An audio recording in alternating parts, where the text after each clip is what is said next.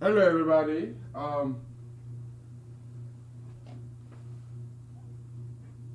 Happy Sunday morning. Oh boy.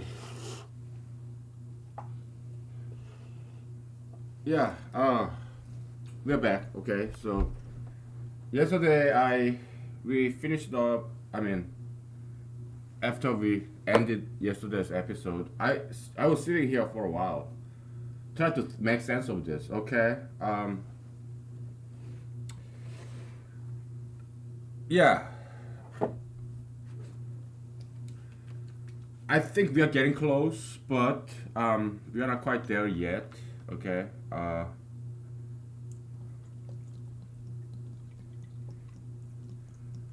But I think we are getting very close. Okay. Um,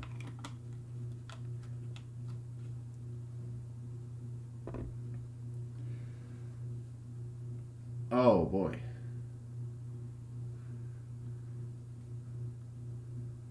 Okay, let's just start by erasing. How about that? So yeah, I jotted down some stuff yesterday.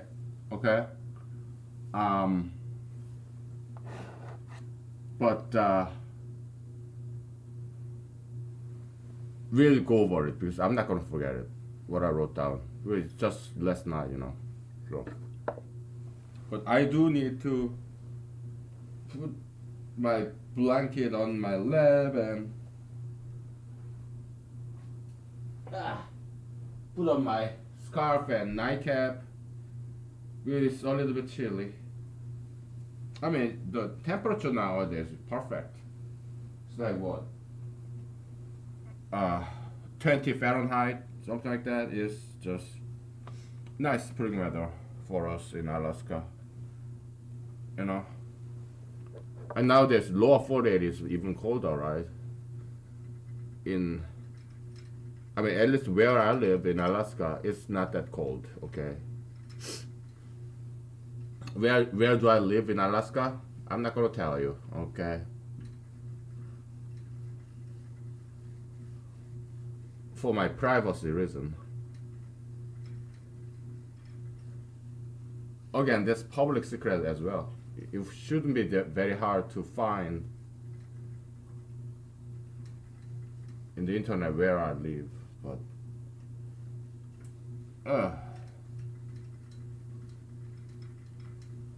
well, still I'm not gonna tell you. All right. So I live somewhere in Alaska. Okay, that's all. That's what I'm ready to say. Okay.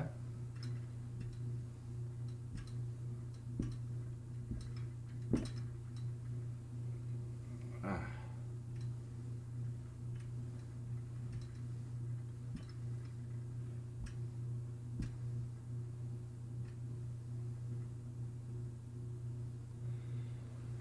All right.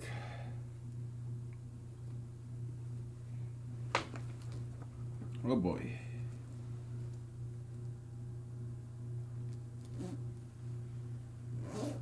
Oh boy.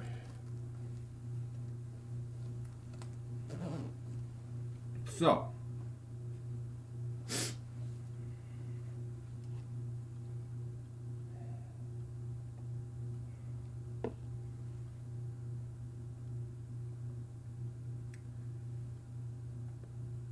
um, we do some mathematics, some preliminary. Okay. Uh, in general. Okay. You have x y axis, right, and you have some curve. Okay, it doesn't have to be parabola or straight line, just any curve. Okay, that have this kind of shape. Y is equal to fx. Okay, y is function of x. Okay, now we're gonna move this curve around, shifting to the to the x direction and y direction. Okay, what if we shift this curve into the x direction? Okay, what would, we're just moving it. Parallel shift, okay? Shifting it to toward x direction by amount of a, okay? Now, we can call this y prime is equal to f prime x prime, okay?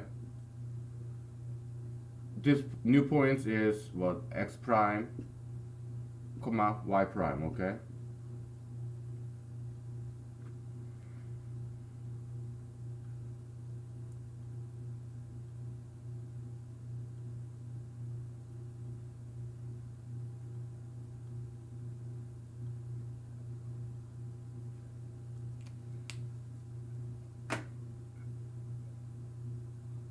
Well, but if we shift it yet again,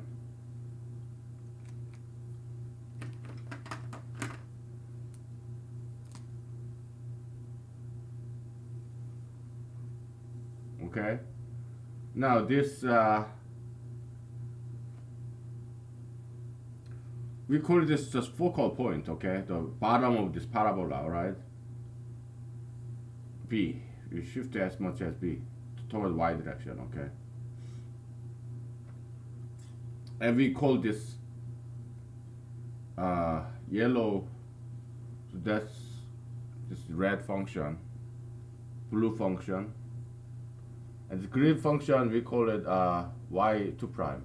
It's not differentiation, okay? We're just writing it. Y2 prime is equal to f2 prime x2 prime, okay? Alright, so it's a parallel shifting, alright?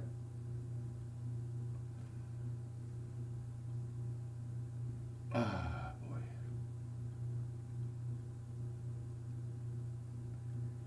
It's like this, alright? Here,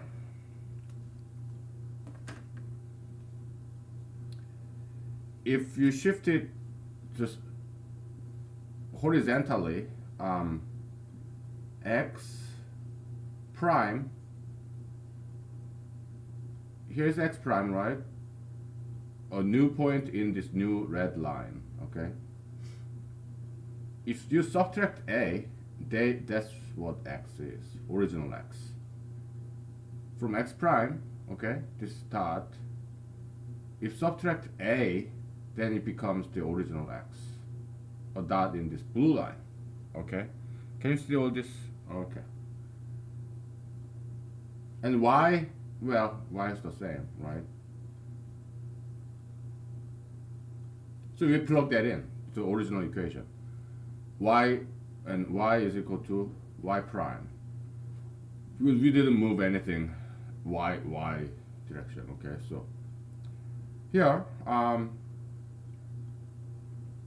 so we plug this into the original blue equation. Okay, x prime minus a f is equal to y prime, okay? So that's how this formula came about. But intuitively, it's like this.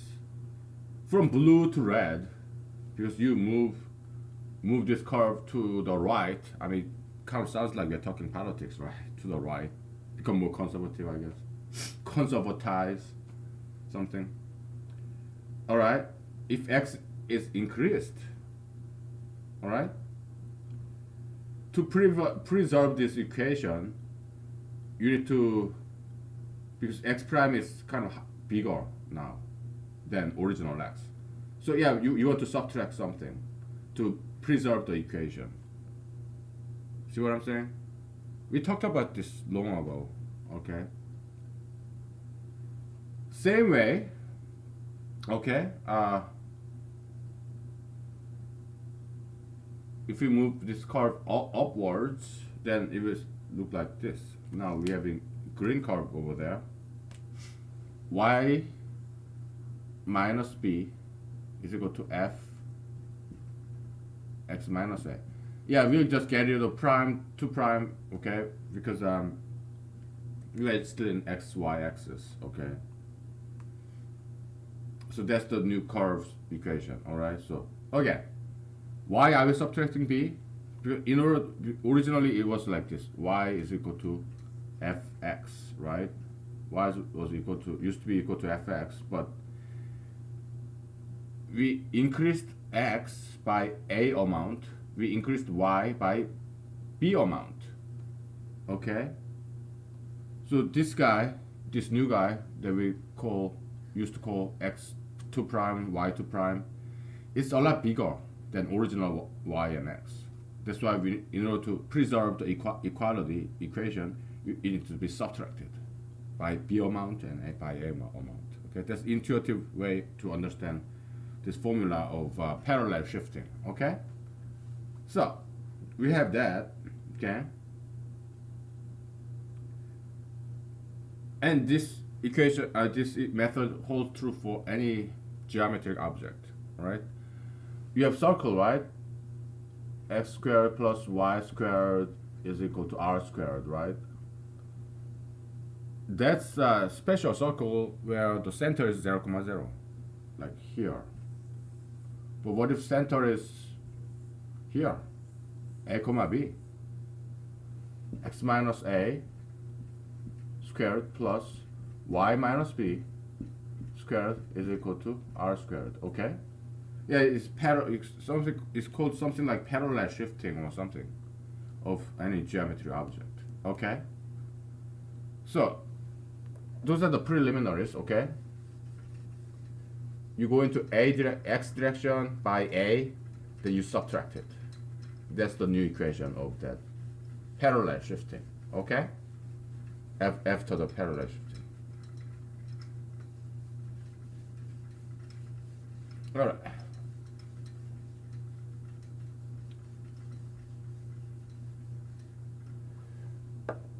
We are doing preliminary stuff, okay? Because we need some mathematical foundation here. So that's why we are spending time in mathematics exclusively now, okay? Now, we have, if we have a line, straight line, all right? Let's say y is equal to minus x. Okay, and now we are moving this. Let's say we have another straight line that's parallel to this line. Okay, we can think of this is this line number 1 and line number 2. We can think of line number 2 two different ways. Okay? First, maybe this line number 2 is result of line number 1 moving up in the y direction. Okay? That's one way to think about it. Second method to think about it is we move this original line number 2 toward x direction, like to the right. Okay? Another way, third way to think about this is, so this is first way, we move this line up and not known to the x direction. And second way, we move this line to the right direction, but not vertically. Or we can move this line simultaneously.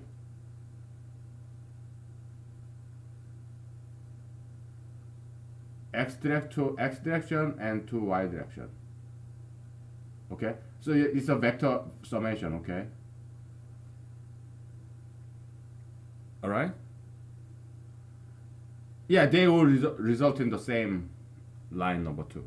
Okay, now you kind of getting why we are doing this, right? Because because we are shifting around this transactional demand curve. Okay, that's why we're doing this. So first way, let's say Roman numeral number 1. Okay. Second way, the first way is we move this only toward y direction, move it up. Second way, so that's that. Okay. Second way, Roman numeral number 2. Third way, both x and y, just a little bit. Okay. Roman numeral number 3. Okay. So Roman numeral number 1. Okay. It goes like this. We move it up by 1. Okay. So y minus 1 is equal to minus x. Okay. And yeah. So y become minus x plus 1. So that's that. And Roman numeral number 2. Second way, y is equal to, you have y is minus x, right? Minus x minus 1. Okay? Because we are moving to, we are increasing x by 1, so that's why we're subtracting it, right? Which is equal to y is equal to minus x plus 1. Okay? Now, here, composite way. We move it up and then move it right. Just a little bit, okay? Y minus 1/2 is equal to minus x minus 1/2. Okay?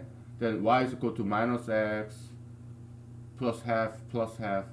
Yeah, so they all equal to same, ends up being the same equation where y is equal to minus x plus 1. Okay? You got it? Yeah, that's what it is. Alright? Parallel shifting of line or any geometric object, okay?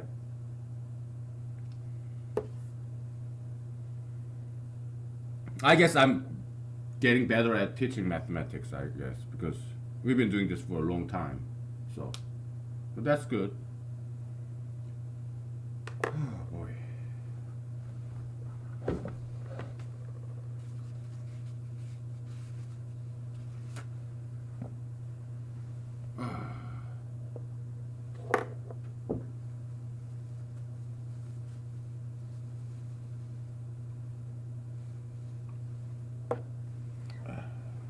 Drop the pen.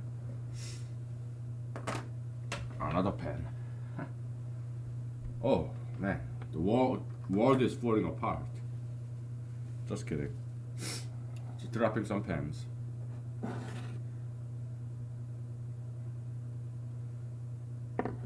Easy, right? Easy stuff. All right. So we have this. And our next step would be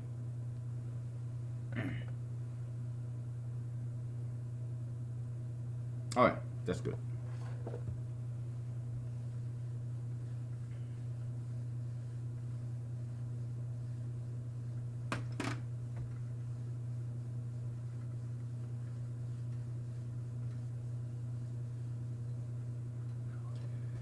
Alright, so let's say we have some arbitrary line.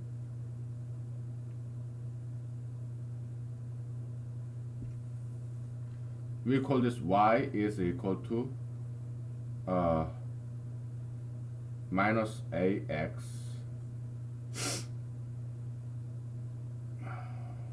okay plus b, okay, x, y.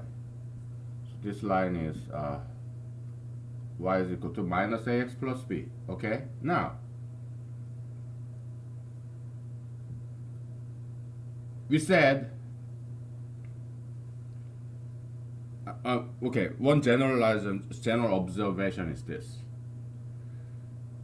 moving this line upward is equivalent to moving this line to the right. Okay, move this up, it becomes this line. You move this line to the right, it becomes the same line. Okay, so we want to find out this. Okay, So in Roman numeral number 1, we are moving uh, this line upward. Y minus, let's say, m is equal to minus ax plus b. That's the new line, the equation of this new line.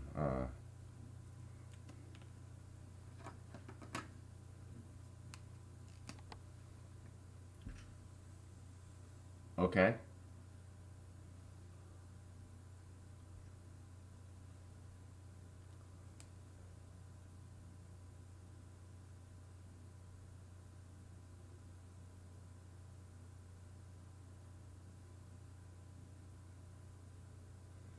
Or you can move it kind of diagonally, right? Meaning you move to the right a little bit, you know, parallelogram method of vector summation and vector analysis. Okay, you move to the up, you move it up a little bit, move it to the right, then move to the right a little bit, then yeah, you are moving the line diagonally. Okay, yeah, or you can just move it to the right. Yeah, so they will end up in the same line. Okay, so second equation, y is equal to minus a x minus n plus b. Okay, now we want to find the interrelationship between m and n. Okay, that's what we are after. These two equations are exactly the same. Okay, the second line. Okay, so okay, then let's find it out what relationship they have. Y here, from here, y is equal to, can you see this? Oh, I'll use more visible color. All right, from 1 you have y is equal to minus ax plus b plus m. From the second equation we have minus ax plus a times n plus b. Okay, so b and b, they cancel out, right? Ax cancels out, so m is equal to a times n. All right, we got it.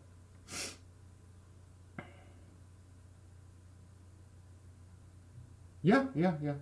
If we just distribute this, if we expand this, minus ax plus an, and here it becomes m. Sure. Okay.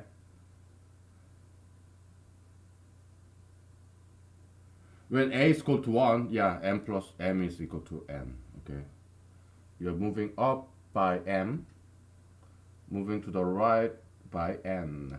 Okay.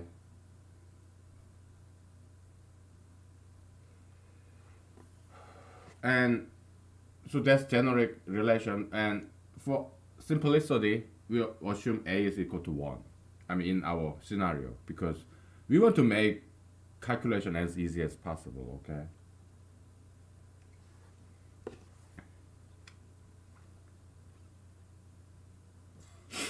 we are trying to be efficient. All right, it's not that we are lazy, it's that we're taking one step at a time. We can generalize later or leave it to some other people to generalize it. Okay, we just want to get the concept down first. All right.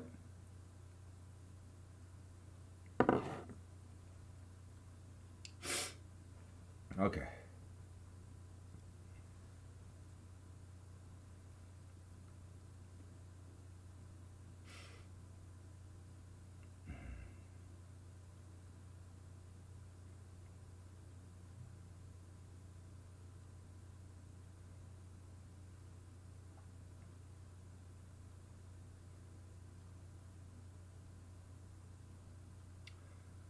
Okay, so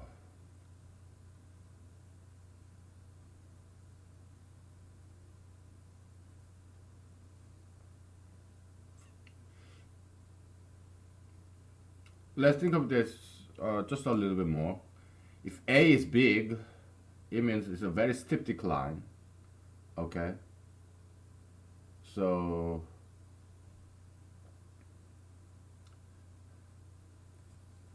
line goes like this, you know. And to move to another parallel line, I guess what you have to move Y a lot. When if you move just X, yeah, it's very short distance. It's a very steep line, okay? So yeah, A kind of amplifies the amount that Y should move, okay? If you need to move X just one, moving it to the right, yeah, if but yeah, this just but from line, old line and new line, yeah, you just need to move it X just a little bit to the right direction. But to make the same result, because this line is so steep, yeah, you have to move a lot of Y. That's why N times A, it amplifies. Okay? To get the same result, yeah, you have to move a lot upward to Y direction. Okay? So that's intuitive way of understanding this. Okay? Alright. Alright. We got it. We're gonna erase all this and we'll move on. Okay? Yeah, this slope of this curve, it may come in handy. Maybe we'll assign some economic concept to it, okay? But that later, okay? For now, same slope. Slope is just -1. And we are just moving the line parallel shifting. Parallelly, okay? Parallel wise. We're not changing any slope yet. Maybe later, okay?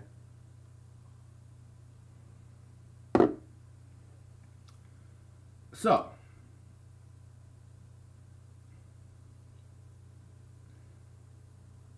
let's go back to our lovely diagram.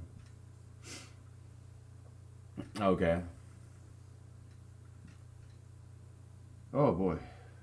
0 minus C, 0 plus C, right? And then you have MM, PM, okay, and then here, do do do do do do do do do do do do, we have DM. Woo! Woo! Woo! Woo! Oh boy.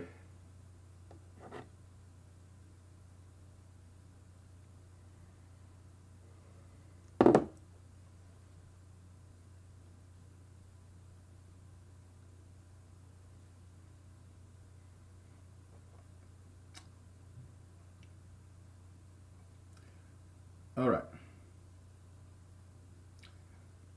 We kind of struggle to memorize the equation for this line, right? But then I realized, oh, this equation actually, line of this the equation of this line actually isn't that hard to memorize because it's like this. All right, it's like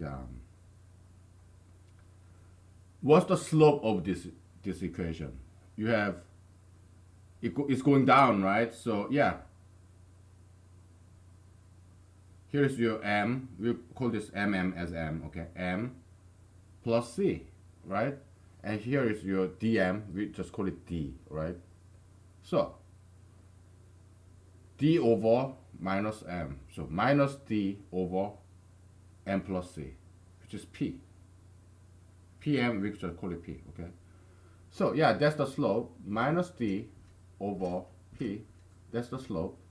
Now, this line, let's say it used to be at the crossing the origin, okay?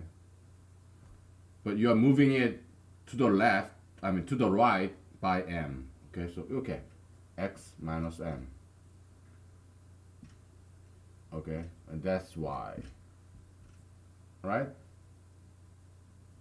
Then you have minus dx over p plus md over p. Yeah, this is the correct line.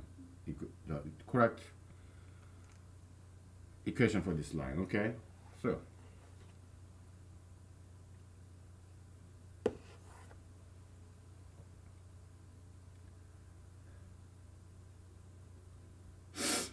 all right.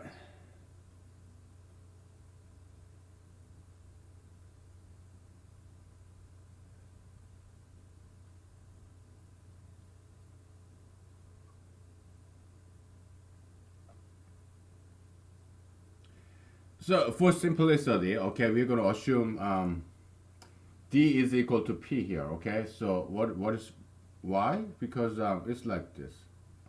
Well, it's just for simplicity, okay?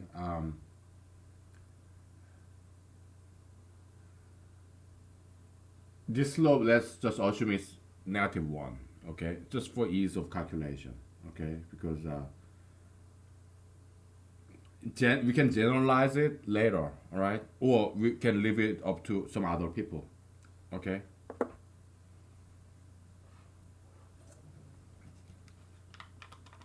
Why? Because, hey, one step at a time, okay? Let's lessen our burden, all right? Isn't that what Jesus said? Jesus said, hey, you all tired people, come to me. I shall give you rest. That's what Jesus said, right? So yeah, let's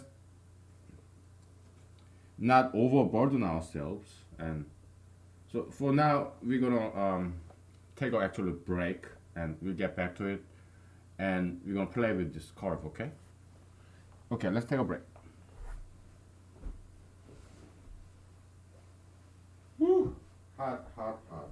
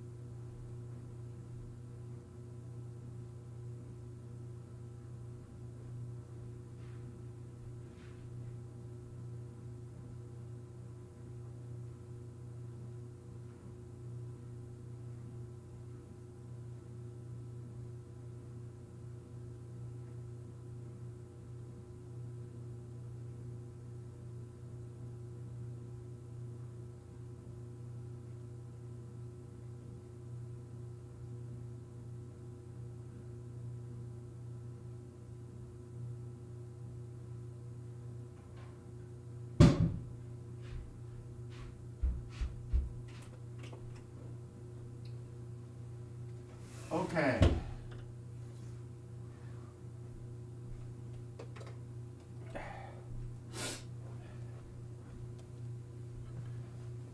So, oh, yeah, I just turned off the heater because I was getting overheated. Oh, it, uh, should I take off this jacket too? I don't think that's necessary.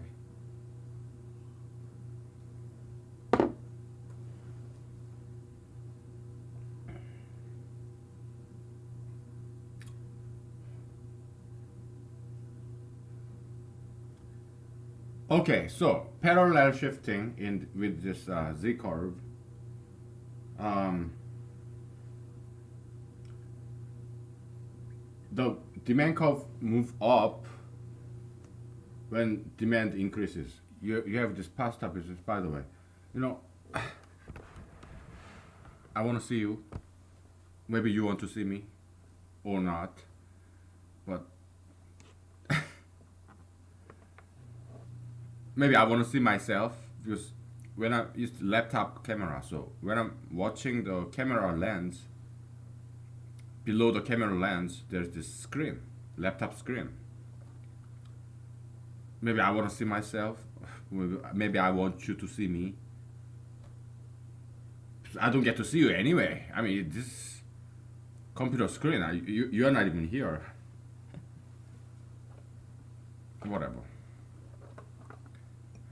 You wanna see my ugly face? My ugly Asian face? Oh boy. I'm just average Asian, okay? This is how average Asian guy look like. If you don't like the way I look, well, whatever. Some people say Asians are ugly, but ah, we just look different from Westerners. All other races that to us, you're all Westerners. You are Africans or Europeans or you're Arabs, Middle Easterns, or you are what Indians. To us Asians, you're all Westerners. You have bigger eyes, bigger nose, bigger mouth. That's why you never shut up, right? Because you have such a big mouth. Oh, I'm just kidding. Okay, so, but we Asians, we tend to have, yeah, Westerners like Africans, Arabs, whites, Indians. They tend to have this three-dimensional face, like big nose, bigger eyes, big mouth, like sideways face.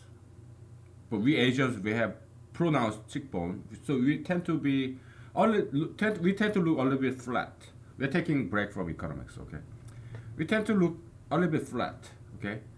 Flatter nose, smaller eyes, and high cheekbone, and we tend to have some flat face, okay? Kind of two-dimensional instead of three-dimensional, okay? So, is it a good thing or a bad thing? Well, we are different, okay? Asians have this unique look in this facial structure. We are not talking about skin color. We're talking about this contour line, okay? This conformation, okay? This configuration of this facial structure other than skin color. We are not talking about color now. It's something unique to Asia, okay? Asians, yeah. I don't think it's ugly. I think it's just different, okay? Maybe we Asians kind of look like alien. Would you say, oh, alien, oh, it's ugly? Nah, it's different. Okay? Whatever. Just get used to it, okay? Just get used to this Asian face, alright? So, that's all I can tell you. You don't have to like it. Just get used to it. All right. Oh boy. All right. So, what we learned in this mathematics exercise: demand increase. Okay, we are moving this line upward, right? Your pasta business and you your pasta business become more and more known. So if it's offered for free, yeah, more people want it now. So this maximum demand capacity prime, okay? Woo! And as more your pasta get more and more known, yeah, out of these people, this increased number of people, brand new people who just learned about your pasta from other people, mouse mouse to mouse, words of mouth, okay? Out of this, all this increased number of people, this delta D,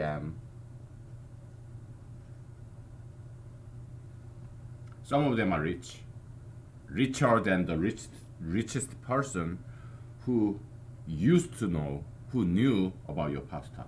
So yeah, maximum price, maximum margin, profit margin, it also increases. Okay, so here we are simplifying. So let's assume that this new line is also parallel, and the slope is -1.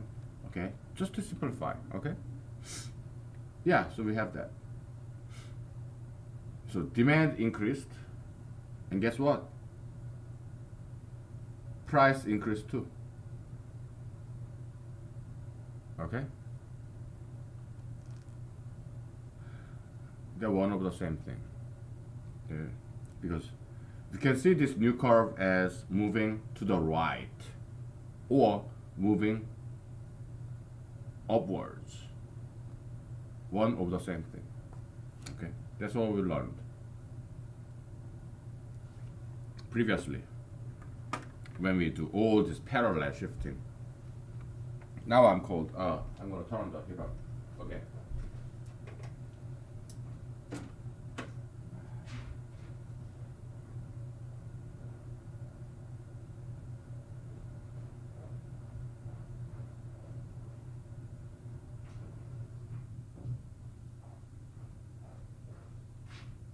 Yes. Sorry about the noise. I'm running the laundry machine. So I closed the door so that it doesn't noise us. Okay, so oh boy.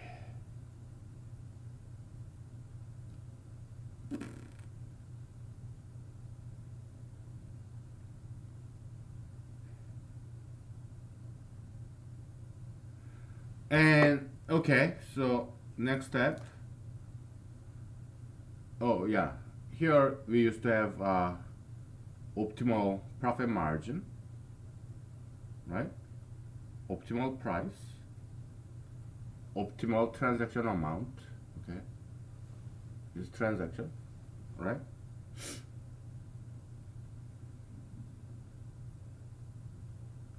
But demand just increased. So what do you do?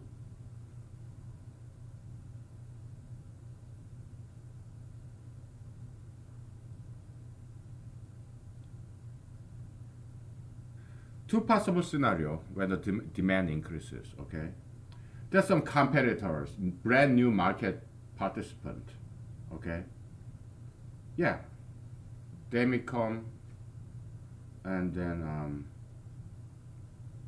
compete with you. So then you are increasing the supply, total supply of you and that restaurant is the supply of pastas, whether it's from you or from your brand new competitor. We're summing it up. That's total supply in your town. Okay, in the discourse of universe, right? Yeah, that can happen, right? But you are not making any profit any more profit. You are because you don't. You're a restaurant owner, okay? It's heating up, you know. Your pasta become very popular, and but you don't want to change the price, and you don't want to increase production level. Okay, you are not hiring employees. You are not changing the price line. Okay, then sooner than later, there will be competitors. Okay, if you're not changing anything, you're not changing any profit level. It stays the same. Okay, you're still selling the same number of pastas. Price price is the same. Although the demand increased. Okay,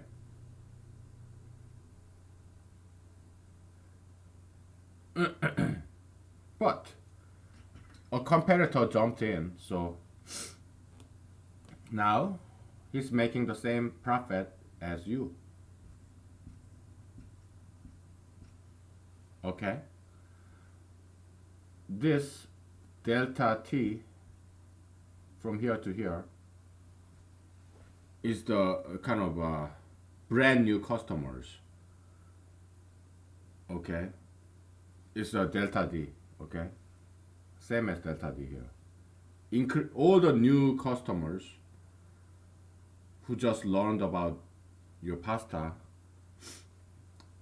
this your competitor, brand new restaurant, competitor, your competitor with brand new restaurant, he takes it all. Okay, and you set the price just same level.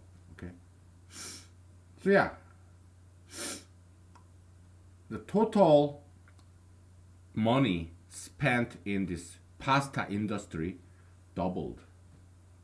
Okay, it's the total revenue in actually total net profit of this pasta industry, pasta business as an aggregate. Half of it is you, good old fashioned you. The other half, yeah, brand new, your competitor, your imitator. Okay, yeah. So it's a market share. All right, half and half, old and new. Okay, this is one way to do it. Another way to do it is in this alternative universe, in different scenario, you don't have any market competitors. Okay, you just increase the price. It's still monopoly. Okay, and you are increasing the profit, net profit. Okay, total net profit by this red amount. Okay, so this is this red region is delta net profit. Okay, yeah, by just increasing the price, you're not selling more pasta or less pasta, same number of pastas. Okay, but you just increase the price. Okay, yeah, you're just responding to demand because if you stay here, people will pay more to eat your pasta with their time. Okay, that is economic inefficiency. You're wasting your customers' time. It's like biting the feeding hand. Okay, people come to you to eat your pasta. They're like your boss. That you owe them. Okay, they are giving you money by buying your pasta, and you are repaying them by letting them wait long in this long line. No, you're wasting their time, your patrons' time, your clients, your customers' time. You're wasting their time. But they are waiting in line to eat, just to eat your pasta. Economic inefficiency, okay? What do? Oh, you love your patrons, so you know what? I'm gonna increase the price so that nobody have to wait in this line anymore. So it's thank me later. I increase the price for you so that you don't have to wait anymore. It's either you don't want my pasta because it's too expensive, so you're not coming to my restaurant because you cannot afford it, or yeah, you're rich or you're willing to pay a lot of money for my pasta, then there's no line because price is so high. Not many people is coming. Yeah, you come and you pay a high price. That's it. No waiting line. If my customer is rich, yeah, money. They got plenty of money, so this $17 per piece, it's not that much for them. Okay, yeah, so they don't mind. So they still come. And guess what? I'm making more money. Okay. Work smarter, not harder. Okay, so. Okay.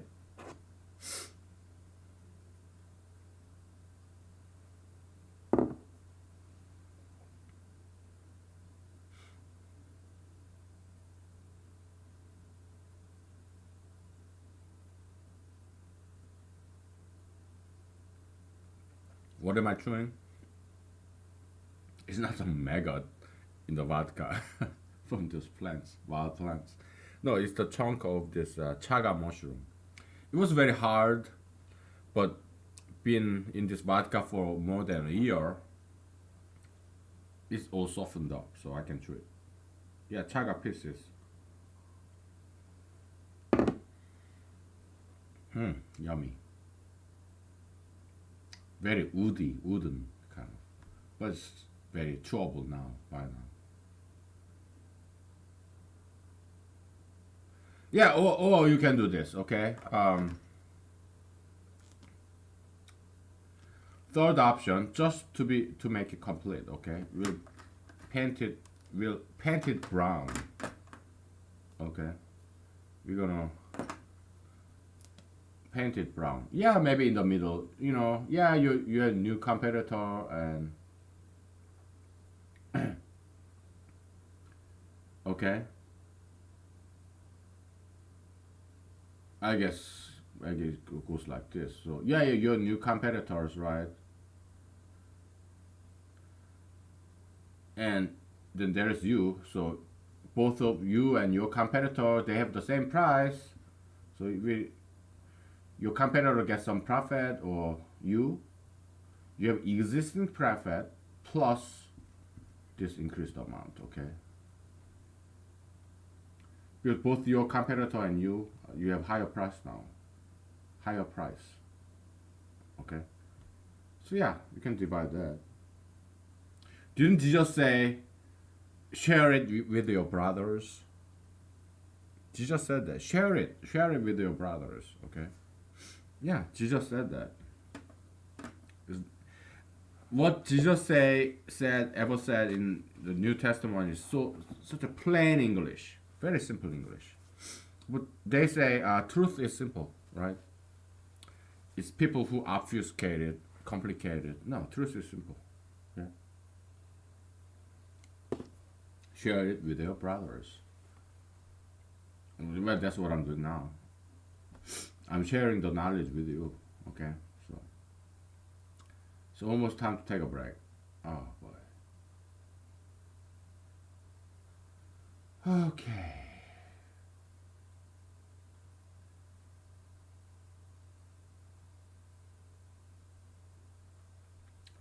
So now we are so far we have done what we have done is demand economy. Okay, so demand lead to supply, demand leads supply, demand economics. Okay, so demand side economics, where it's kind of bottom up. Okay, you're a pasta maker, there's only one of you. Okay, so you're like apex predator in this food pyramid. Okay, you are the one and only inventor here, like Albert Einstein, Thomas Edison, Benjamin Franklin, Alexander Graham Bell. Just one person monopolizer. Okay, dictator, king of the world. even like God. You create something, you invent something, your pasta, and all these people, little people, are your customers. You're on top of the world. You're a celebrity. Oh, pasta inventor, inventor of healthy, delicious pasta. They pay tax to you by buying your pasta. That's the tax. You're the king. These your customers are like your subjects, your slaves, your servants. You're like this master. Yeah, it's one way to look at it, but it shouldn't be. It should not be that way because all the customers they give you money. Yeah, you can think of it as taxation money. You're the king, President Trump. Oh, I live it off of the taxpayers' money. President Trump, President Obama. Yeah, I go to golf. Have my fancy, well, Marine One, Air Force One.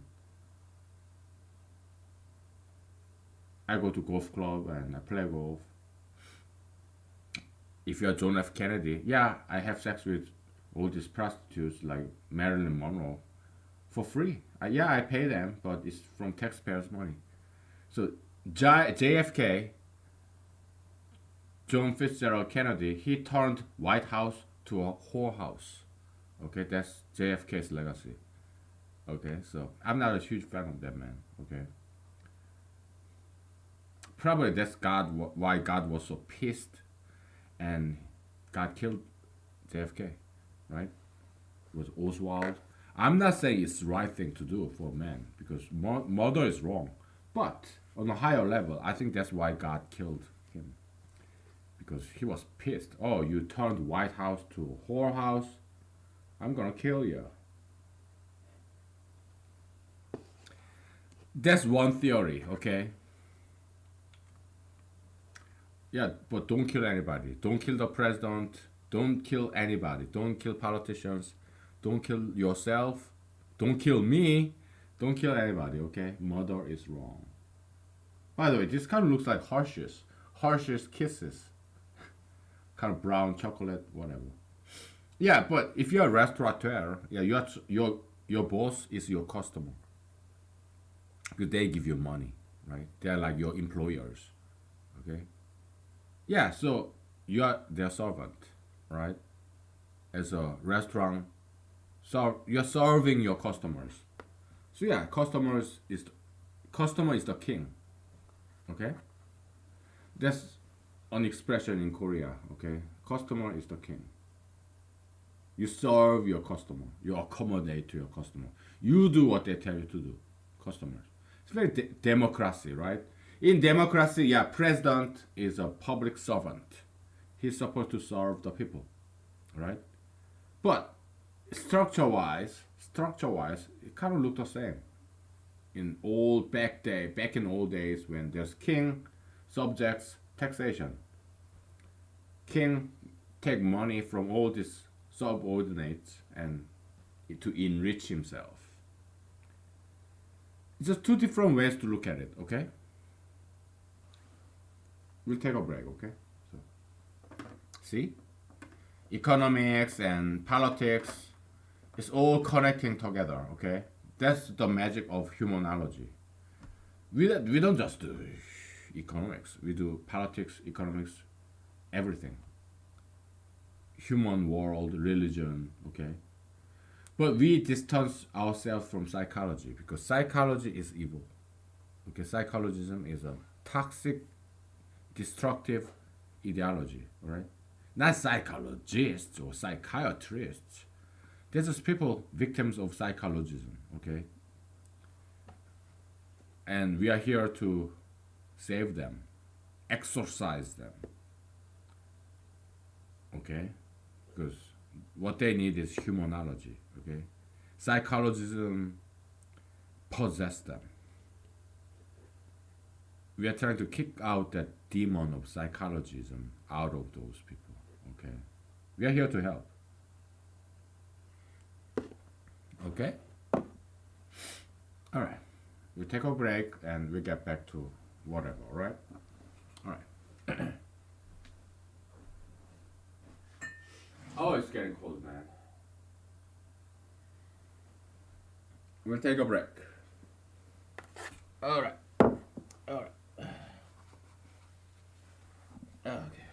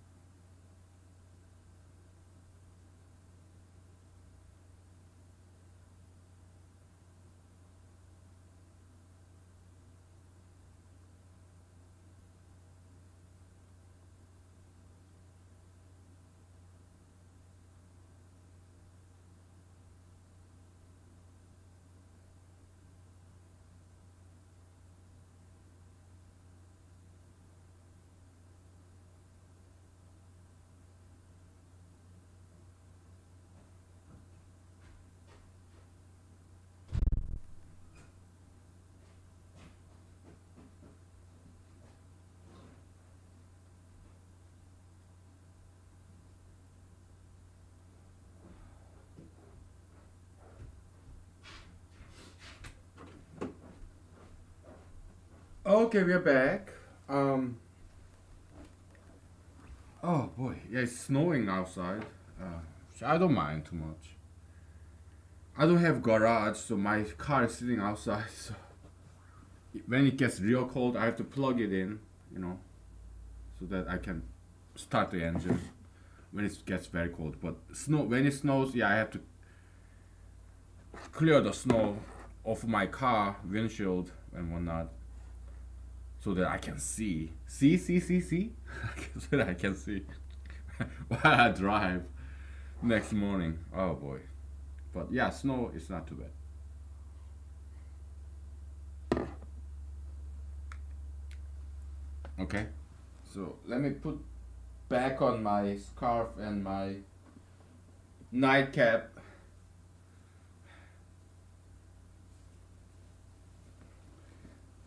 because it's a little bit chilly.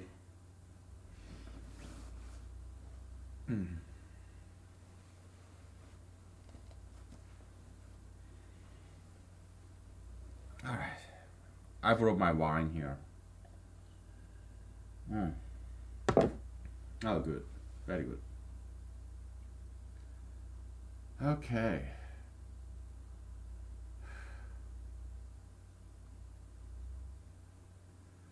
so yeah, we have been talking about this demand side economy, like bottom up economy, where demand leads supply. There's more supply. I mean, first there's more demand, then the supply level will increase, or the price will increase. Okay, it's an auction situation. Auction. But in economics, that's not the only situation. Sometimes supply leads demand, like invention. When there was no computer, there was no demand for computer. But somebody invented computers. Now all of a sudden everybody wants it. Okay? Light bulb or cars, airplanes. There was no demand because people don't know any did not know anything about airplane or cars before they were invented. Okay? So suddenly all of a sudden somebody invented airplane, the Wright brothers, or light bulbs, Thomas Edison. Somebody just invented it. Now everybody wants it. Supply leading the demand. Okay? Or sometimes you have the demand increase, right? Then price can go up, right? But what if demand stay the same but supply goes down? Then price will go up, right? Let's say we love corns. I do. I love corns because it's high in fiber. I love corns. Okay, fiber is good. It's good for your digestion, your bowel movement. Okay, so yeah, fiber is good thing. Okay, yeah, fiber is good. So yeah, there's corn supply, corn demand in the equilibrium. Yeah, they're equal. Okay, demand equals supply. But let's say there's this storm or this famine or some drought, not famine, drought or storm. All these corn farms, corn field were wiped out. Then all of a sudden, this shortage of corn, so the price of corn will go up. Okay, why? There's no new market participant, no brand new competitors. No, it's a supply decreased. Okay, so it's now we are in auction situation where people bid. There's all these traders, right? Commodity traders in Chicago, Illinois. Yeah, that's what they do. Okay, bid, auction. Okay, price bid. Yeah, so there's no new market participants because it just happened like last night. All this cornfield they got wiped out, half of it. Okay, so yeah, there's suddenly less diminished supply, right? It used to be here, supply diminished, and price will go up because, I mean, people want corns, right? And fewer people will buy it because price is high, but these producers of cornfield, yeah, they need the higher price in order to compensate for the diminished amount. Okay, so it makes economic sense to raise the price when the production level suddenly go down by act of God, by some natural disaster or whatever, maybe by strike of farm workers, whatever situation it may be. Okay, production level may suddenly go down. Okay, so um,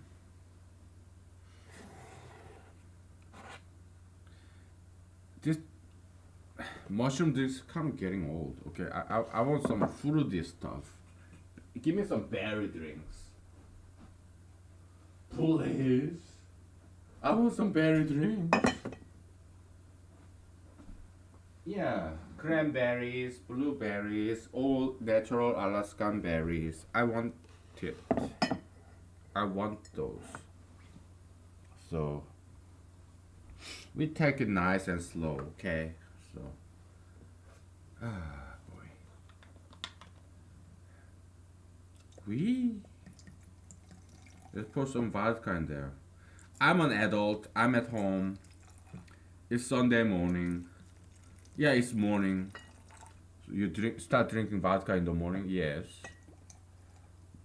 Because it's Sunday. Alright. I'm not driving, so there's nothing wrong with it. Okay. Alright.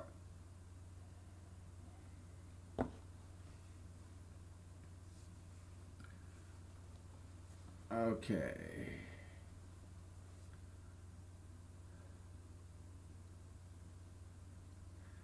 Yeah, so now we are doing some supply side economy, okay? Supply economy, where supply leads demand, okay?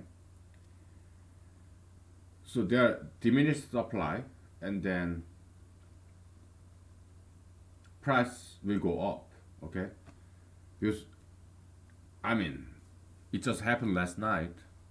Some natural disaster, some tornado or some thunderstorm, snowstorm, or rainstorm, it wiped out half of the cornfield, okay, or maybe meteorite or some strike or labor strike or farm workers, whatever. Okay, so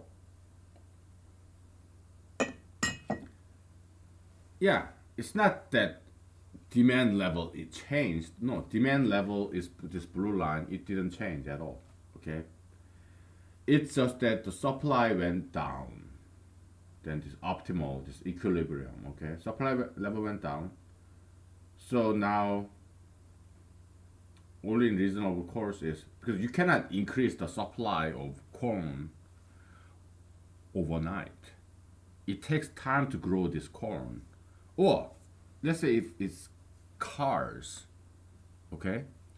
Let's say there's this labor strike in the car auto industry, labor strike.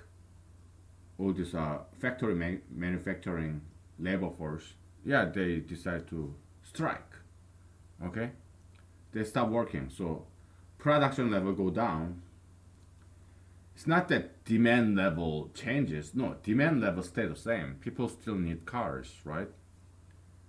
And your cars, it get old, it get breakdown. So, yeah, there are constant number of sales of automobiles, brand new automobiles. They come into the market because Just like baby get born, and because some people die, right? People who get old or die young, middle age, whatever. People die, right? But it's okay. Why? Because new babies get born. Okay? Cars, same way. It's okay to keep producing new cars because old cars, they go off the market. Okay, it's just too old. This car out of fashion and nobody wants it. It's too expensive to maintain this old car. So better just get rid of it. It's cheaper to buy a new car than try to maintain this old car because to get this replacement parts is a legacy. Oh, it's just too expensive. Some people do that, and it's a good thing. Okay, why? Because old cars are more beautiful than new cars, so they are preserving and protecting this legacy, so that it's fine art. They're like curators of car museum. Okay, people who hold on to these old models cars because we need those ancient arts to be preserved. That's why we have museum. Okay, yeah. So all these people, hobbyists, amateur, old car collectors. Yeah, they are like curators in the museum. Okay, we need those preserved because they're inspiring. Old cars made back in 1950s, 40s, 1920s, beautiful, more beautiful than the cars today. Okay, we need to get back to that. Okay, so American Renaissance. Okay, if you vote for me in 2020 November, I will make it happen. We'll have a Renaissance. We'll have religious revolution. We'll have everything. Okay, but you have to vote for me. Okay, in 2020 November, presidential election. Okay, otherwise nobody can do this except for me. Okay, I'm the only one who can do it. Okay, there's nobody else. All right, I am your guy. All right, so, but it's up to you. All right. Okay. I'm doing my own commercial. Okay, this video series, and I'm doing the commercials for myself. It's not for myself, it's for humanity. Okay, I'm running for president for Americans and for humanity. Okay, it's like in the Bible, you have, oh yeah, God's words, it come from Zion, from Jews, and then to the Gentiles, right? Yeah, I'll be the president in the United States.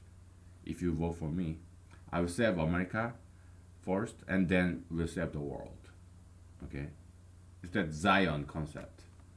First, Jews, God's word come to Jews, and then spread to Gentiles, heathens. Okay, yeah. So I will save America if you vote for me, and then I will save the rest of the world. Okay. All right. Okay, whatever. All right. So. Okay, now we are going to toward the supply-led economy, supply-side economy. Okay, where if supply diminishes, then price goes up. Why? The demand doesn't change, but the supply go down, right? So only the rich people can now afford it. Okay, because if you raise the price in the diminished smaller supply level due to natural disaster or some strike, right?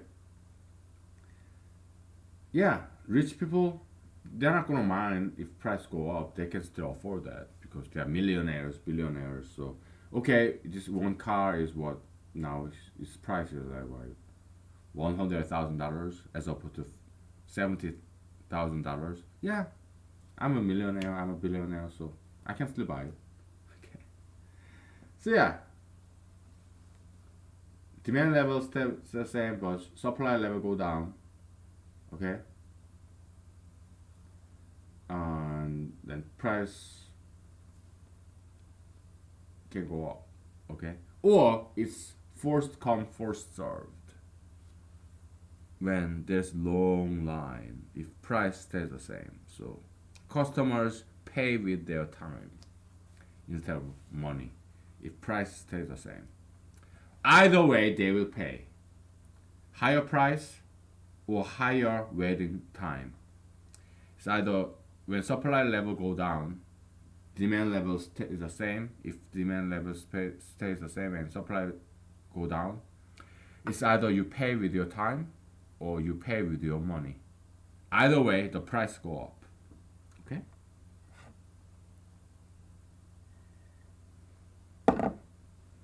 All right.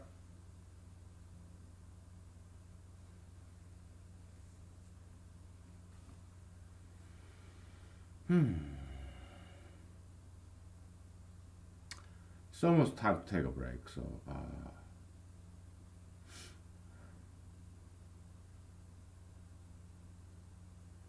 So we talked about underproduction. How about overproduction? When the demand level stays the same. Yeah, it's similar. If you overproduce, we are talking about this blue line, okay? Can you see all this? I hope you can. I'm just too lazy to draw brand new diagram, okay? We're talking about this blue line, okay? Original transactional demand curve, okay? So, demand level stay the same, okay? Now, supply level go up. Maybe you're a supplier, seller, who kind of mispredicted the demand level. Just like in Great Depression, right? Overproduction, okay? Then what happens? You are producing more number of cars than the number of people who can afford your car. What do? Well, you reduce the price, okay? So that it's like fire sale, right? Like sell out business sale, okay? Going out of business sale, right? I have all these furnitures, okay? So I'm gonna cut the price so that I get rid of this inventory. Because I'm going out of business, okay? Yeah, fire sale or garage sale, whatever. It's a market. Okay, so now you have more suppliers than demand. So sellers are competing to reduce the price because they want to get rid of this inventory. Otherwise, it will go to waste. Like, what are you gonna do? You're gonna sell out. You're gonna break it down and so that you can sell it for like scrap metal value. Oh, that's just too low. You're not gonna make money off of that. You will make more money if you just reduce the price because you're gonna sell this car as a whole. Yeah, it's a reduced price, but you are still making more profit than you are taking this car apart. It's a perfectly functioning car. You're taking it apart. Sell metal by metal, glass by glass. You're not gonna make much money off of that. Why? Because it takes labor. It takes labor to break these parts over one by one. Glass by glass, metal by metal. It takes labor to break this car down, and it was a perfectly functioning car. Okay?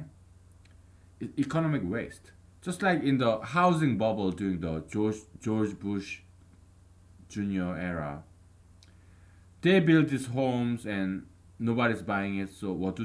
They demolish it. It was a perfectly beautiful, functioning house. Nobody's buying it, so what do? They break down the house and sell it for scraps value. Economic waste.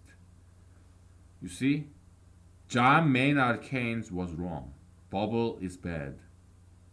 Some bubbles are bad. Why? Because it leads to this waste, economic waste. You build something, build a car, build a house, is totally 100% functioning, and just because there's no buyer, you demolish it and you sell it for scrap values. Economic waste. Because demolishing or deconstructing a house or car, it takes extra labor to put things apart and recycle this sorting out or sorting takes a lot of labor. And what a waste. Because that labor could have been spent somewhere else. It's opportunity cost concept. Opportunity cost concept. Okay? Opportunity cost. Okay? That labor, breaking this down, deconstructing this perfectly functioning car, or that investment in the bubble. That money could have been spent somewhere else. Okay? This opportunity cost in this wrong, bad bubble. Okay? I mean, come on. American population was not increasing when during that housing bubble, subprime mortgage in George Bush Jr. era, like early 2000s, right? Yeah, I mean, it's stupid. American population is not increasing. Okay, it's not like we're inviting all the immigrants, or it's not like Americans citizens are making more babies. It's not baby boomer. Okay. So what do they? What's subprime mortgage? Yeah, they're now lowering the standard so that all the poor people can buy a house. Former renters living in apartments, they have bad credits, and they cannot afford to pay off this mortgage. But yeah, I'm gonna lower the price. So let's build a house. Let's let poor people have house. It's kind of liberal agenda, egalitarian, right? Yeah, let poor people have the house, be homeowners, although they are poor, instead of living in an apartment as renters. Okay, very liberal agenda right there. Okay, subprime mortgage, subprime mortgage. They all build a house. Yeah, your credit's bad. Yeah, you can still have the house, and because they are poor, yeah, they default. So they cannot pay this mortgage. So it's what? What's that term? Yeah, foreclosure. Foreclosure. So eviction, foreclosure. So that's the housing bubble collapsing during the George Bush Jr. era in early 2000. Okay. Yeah, President George W. Bush, he went to Harvard MBA, but does he understand economics? No. All this subprime mortgage, all top economists in Goldman Sachs and Harvard, Yale, Stanford, yeah, they're all in there. They participated creating this housing subprime mortgage bubble. They were part of that. They were part of the problem. Okay, all these top economists, economics professors, PhDs, some economics researchers in all these what research centers in Washington D.C., like think tanks, the so-called think tanks. Yeah, Pew Research Center, whatever. Yeah, MIT economists, MIT PhDs. Okay, they were part of the problem creating this subprime mortgage bubble. Okay, because they subscribe to this fucking faggot John Maynard Keynes. Bubble is good. Oh, fucking faggots. Okay.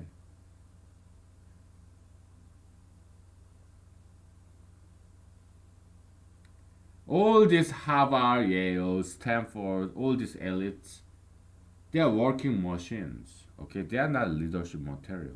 Okay, when I'm the president, I will really drain the swamp, elitism swamp. Okay, President Trump is still an elite. Okay, he went to UPenn. Okay, he hired all the Ivy Leaguers, Harvard people, Yale people. Yeah, that's all the people that he hired. Look at Justice Kavanaugh. Look at Justice Gorsuch. Yeah, they were Yale, Harvard graduates. Okay, so elite. President Trump is he himself is an elite. Okay, Wharton, UPenn, University of Pennsylvania Business School, MBA. Okay, he was born with a silver spoon. He's an elite. Okay, he's an elitocrat. American democracy has become turned into elitocracy. Maybe, perhaps it has always been George Washington, but back in the days, look at Abraham Lincoln. He was born poor. Abraham Lincoln, self-made man. Okay, he was born poor. He became the president.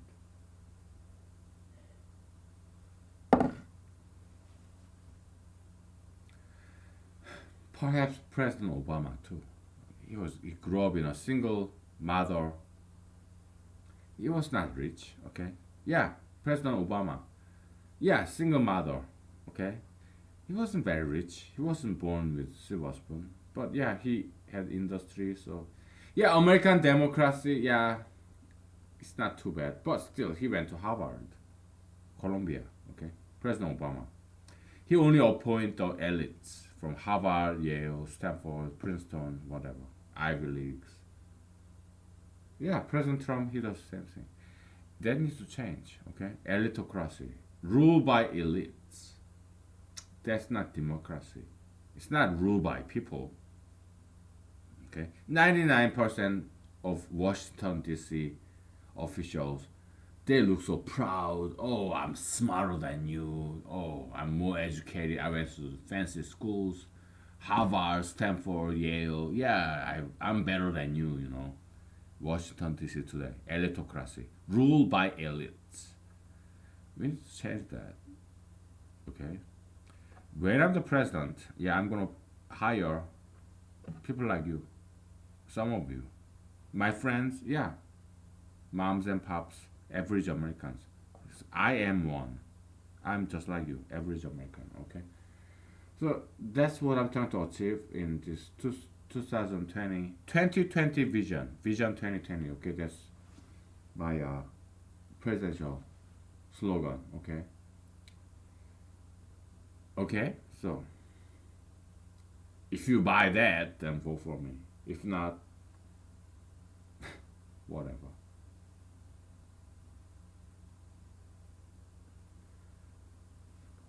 We'll take a break.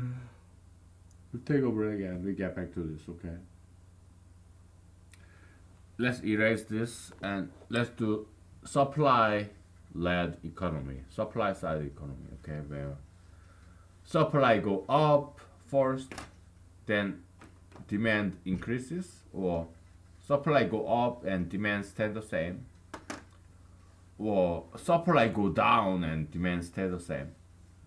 Blah blah blah. Okay. Again, we don't need separate supply curve. Okay. There's only one and only transaction curve. Sometimes supply goes more than demand level.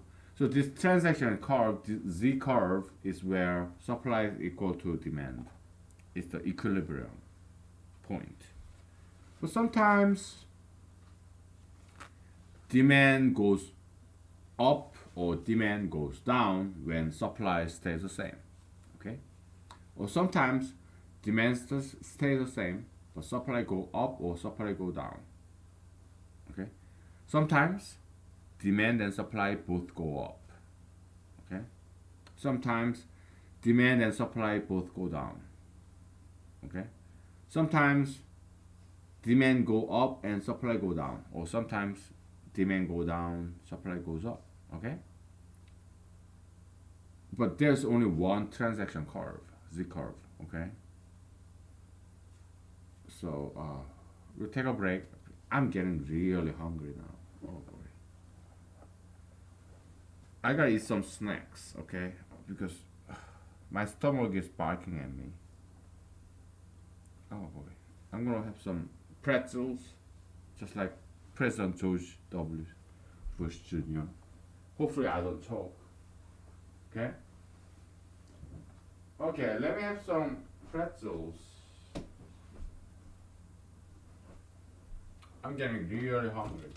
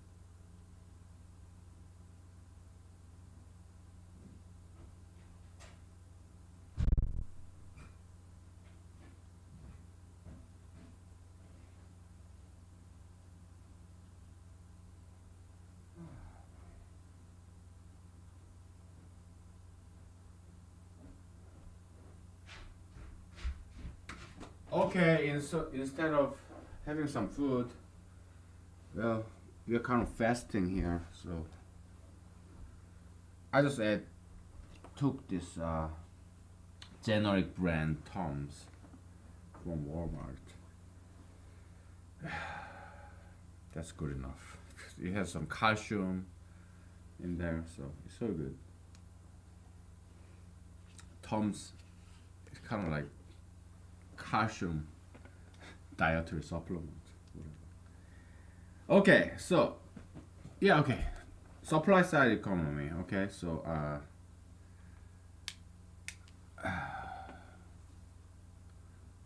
previously we did demand side economy, demand led economy, kind of like bottom up economy. Now we are doing top down economy. Okay, where suppliers they are on top now, so they are controlling. So supply go down, just like oil price. Okay, so hey, look my hair. I'm also going on with my hair. Hmm. Doesn't look very good. Ooh, it's poking my eye too. Ooh, better. Hair is a great prop for an actor. Okay, by the way, if you watched my movie, I used to have long hair, and I'm growing my hair now. I'm not having haircuts. I'm balding, so I need some hair so that I can cover up my bald spot.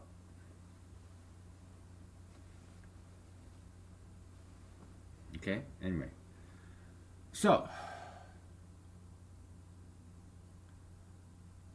supply side economy is like this. Okay, so oil shock, right? So in the Middle East, they reduce the production of oil in order to increase the price. Okay, so yeah, it's supply controlled economy. Okay, oil and gas. Okay, or this is fracking, right? So now we have more oil, more gas due to thanks to this new technology of fracking. Fracking is bad if it's done in the residential area because it pollutes the water. But if fracking is done where there's nobody living, like out there in the Anwar, in yeah, that's fine. I mean, animals, they can drink any water. Okay, they don't need clean water. What is Anwar? Some Arctic natural wildlife reserve. Okay, yeah, it's okay to have some. Yeah, we have some natives there, but they can benefit from the development of oil and gas in Anwar. Why? Because there will be more money flowing in. Because those native people in Alaska, yeah, they need money too. They can get very rich. Okay, so yeah, I'm all about development.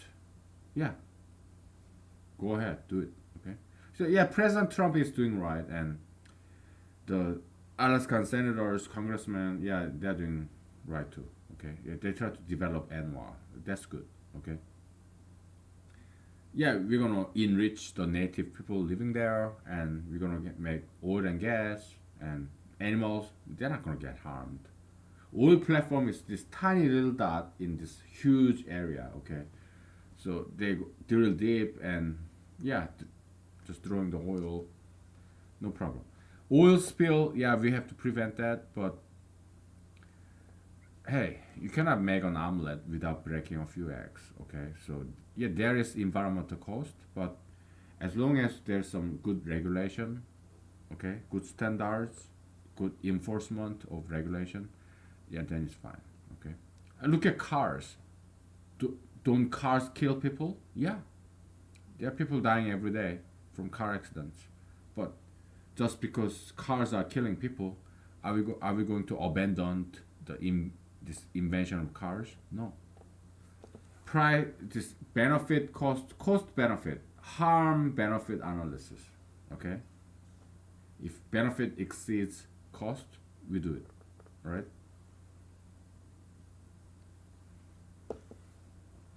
But in Jesusian philosophy, it's not exactly because Jesus said if a one sheep straight away, you abandon the rest of the ship to find that one ship, lost ship.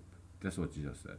So yeah, human life, it has like infinite value according to Jesus. So yeah, you kill one person, you make $100 billion. You cannot do it according to Jesus. Okay, because human life is more valuable than money. Okay, so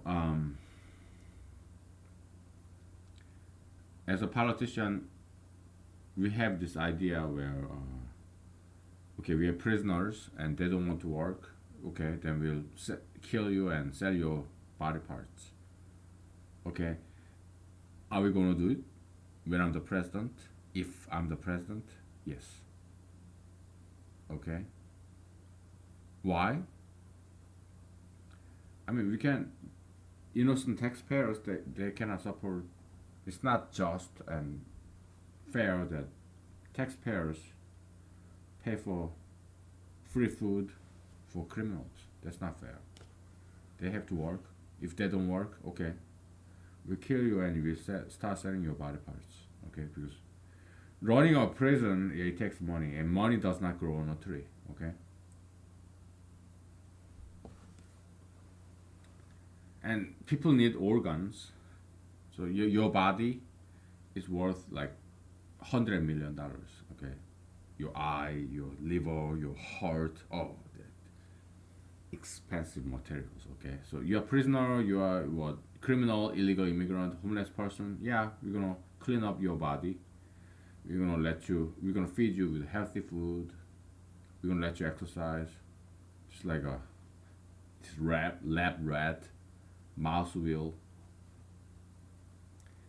If you work, then we're not gonna kill you. Yeah, work. You'll be making money to pay for your victims, to get back to your country, all this transportation cost, or you're homeless. Yeah, you will work, and until you get to save enough money, job skill, then yeah, we release you. Okay, but after you learn how to work. Okay, otherwise, if you refuse to work, okay, it'll be humane. Okay, we're gonna sedate you. Okay, you're not gonna feel a thing.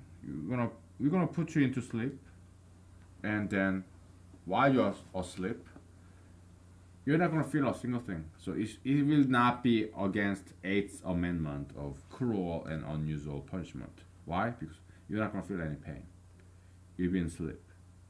Because we're gonna put some drugs in your food, so that you just eat your food and you go to bed and you don't wake up ever.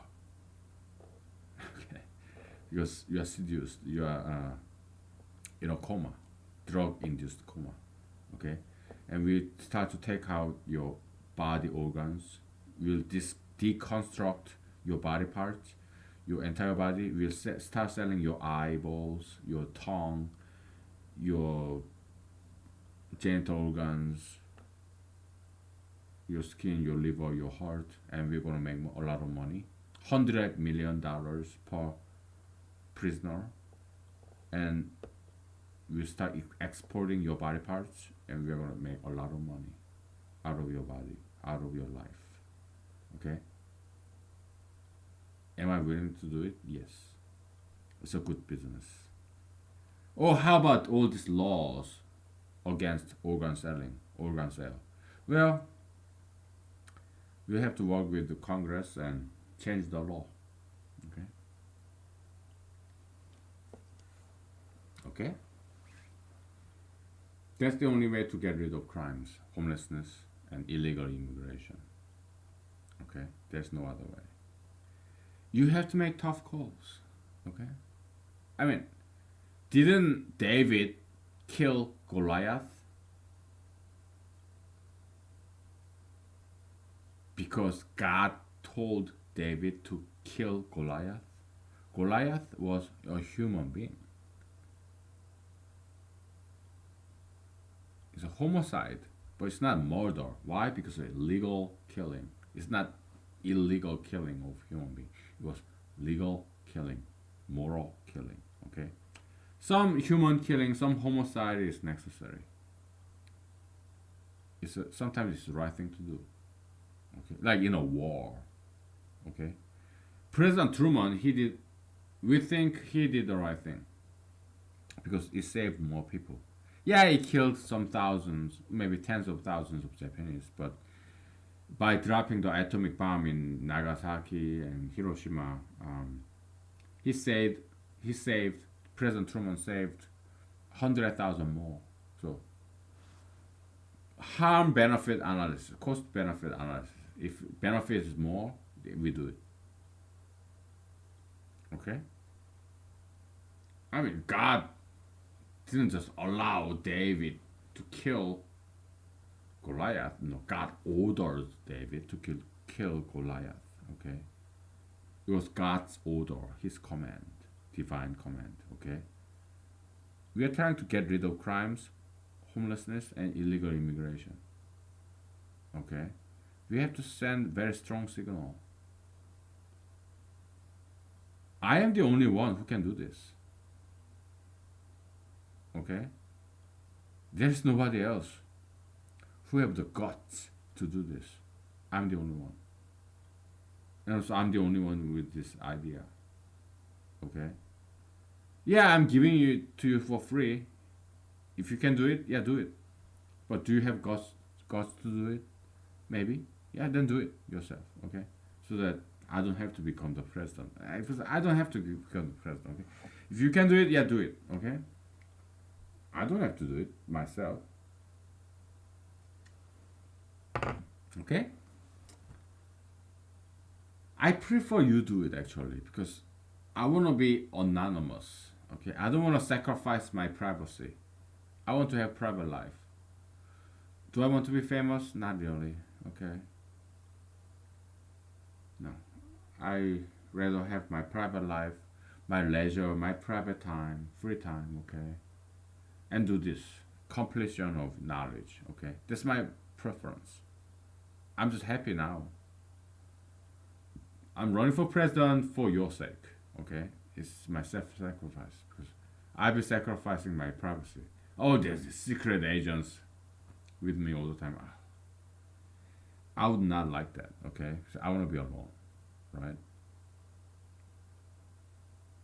I mean, if there were like female Secret Service agents, like with slender body, very feminine, and they're like stylish, and they're not like dykey, lesbianish or anything.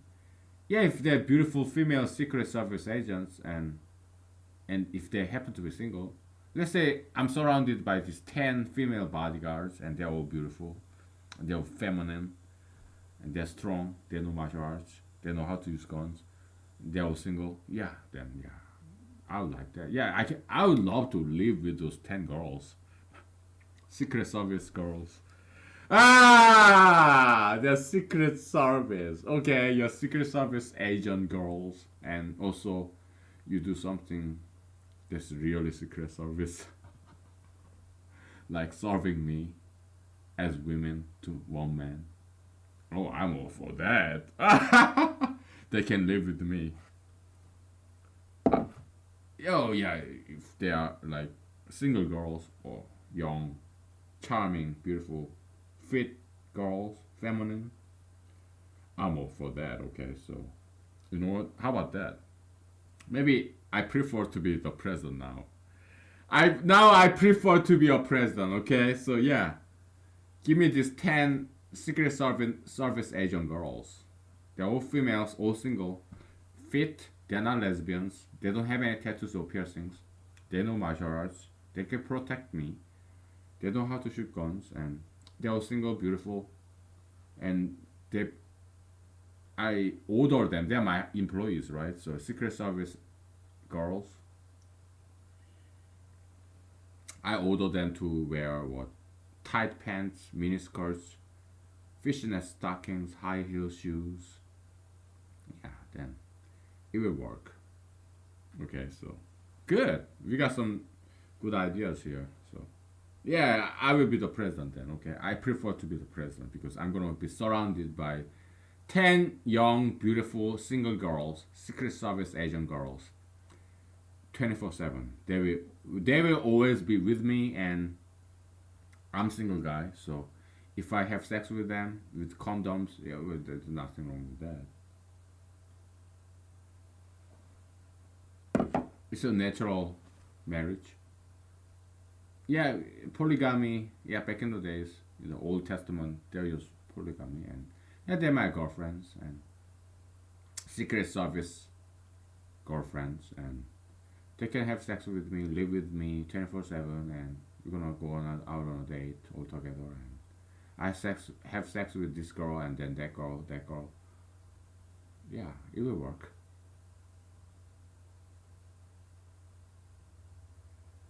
I think I just lost all the voters. Probably nobody will vote for me after this. Okay, so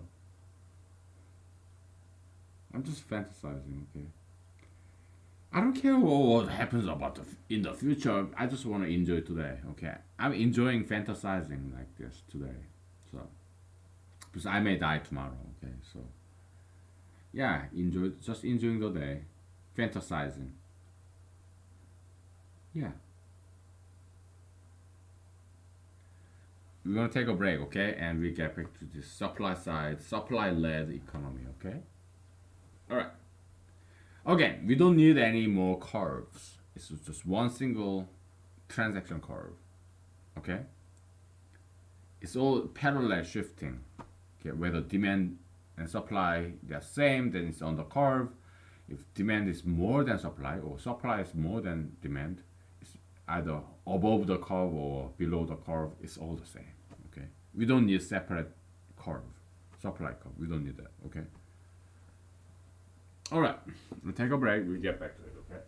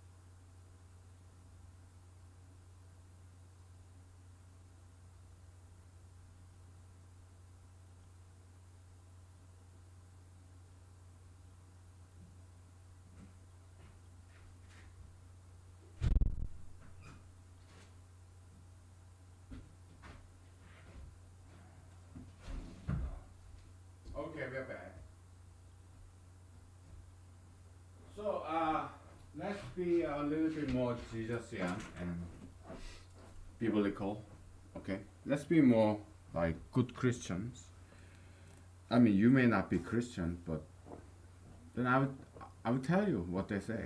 Okay, just bear it with me. Okay, whether you're Christian or not. Yeah, honor your parents. Okay, it's in Mosesian 10 Commandments. Honor your parent, then you will live longer. Do I want to live longer? If I do want to live longer, it's because I care about you. Okay, it's because I have no problem dying tomorrow or even today.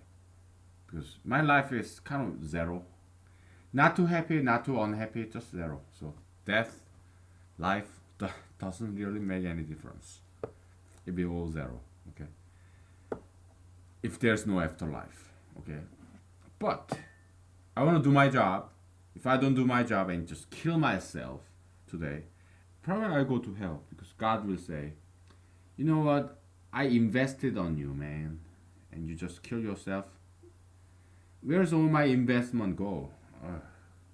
What a waste. I'm angry, disappointed. So I'm gonna put that on you. You're going to fucking hell.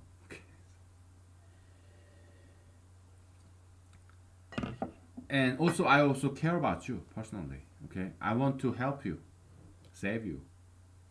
Okay, so yeah, if I want to live longer, it's because I want to do my job so that I think I can go to heaven after I'm dead. Second, I care about you. Okay, I care about you, not just you, your children and your grandkids. I have no kids, I have no grandkids, but I do love your kids, your grandkids. They're beautiful. Okay. I want to protect them from these evil ideologies. Okay. So yeah, do I want to live longer? Yes. So that I have more time to save as many people as possible. Okay. All right. Oh boy. Okay. Our metaphysical economics parent, Alfred Marshall, professor. Yeah, let's honor him by drawing this supply curve. Okay. Okay, you have demand curve, right? Oh boy. And you have supply curve, right? You have what? Price, your quantity, right? Supply curve. Yeah, when the price goes up and up, yeah, more and more people want to produce that because it's making profit. Yeah, yeah, it makes sense. It makes sense in a way. If price is high or demand level is high, whatever, yeah, there will be more market participants. Okay, yeah, PC came in, right? Macintosh, Atari, yeah, personal computer. I read microcomputer, PDP-1 or something. It was $10,000 back in the days. Today's money, maybe $1 million. Okay, because back in the days it was $10,000 per computer. Nowadays it's what, $500 per computer. Okay.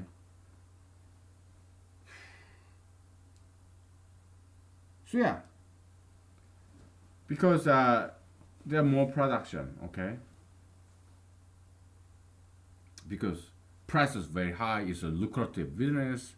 So yeah, more people come into that industry to be a supplier of that thing, new thing, popular thing, like gay marriage. Yeah, more and more people become gay because this gay bubble now. Okay, so marijuana. Yeah, more and more people come to this marijuana industry, marijuana bubble. Okay. So market saturates. Okay, so it's like Great Depression, stock market crash. It's bound to go down. Okay, it's because market is saturated. Okay, it's just like game crash. Video game, like used to have Nintendo, Atari, Famicom. Okay, and it crashed. The game market crash of 1982 or something. Okay, I just read about it. Okay, like a couple of days ago. It was fascinating story. This video game market crash. Okay. Because, yeah, when I was young, yeah, I played video games, but not now. Nowadays, I'm an adult.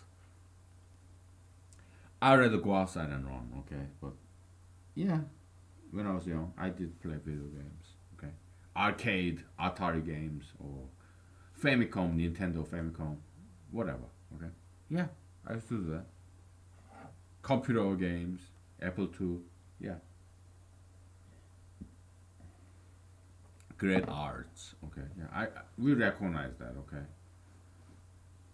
so I mean, one of the first video games by Atari is a, Sunnyvale, San Francisco, Silicon Valley kind of Atari. Okay, American invention. Video games is mostly American invention. Yeah, Japanese. Yeah, they kind of took it, and there's this Russian Jewish guy, Ukrainian Jewish guy who came to Japan and he built this what's that Japanese video game company? Taito or something? Yeah, the Taito company, I think it's Taito. Let me look it up. So I don't want to misquote it. Is it Taito?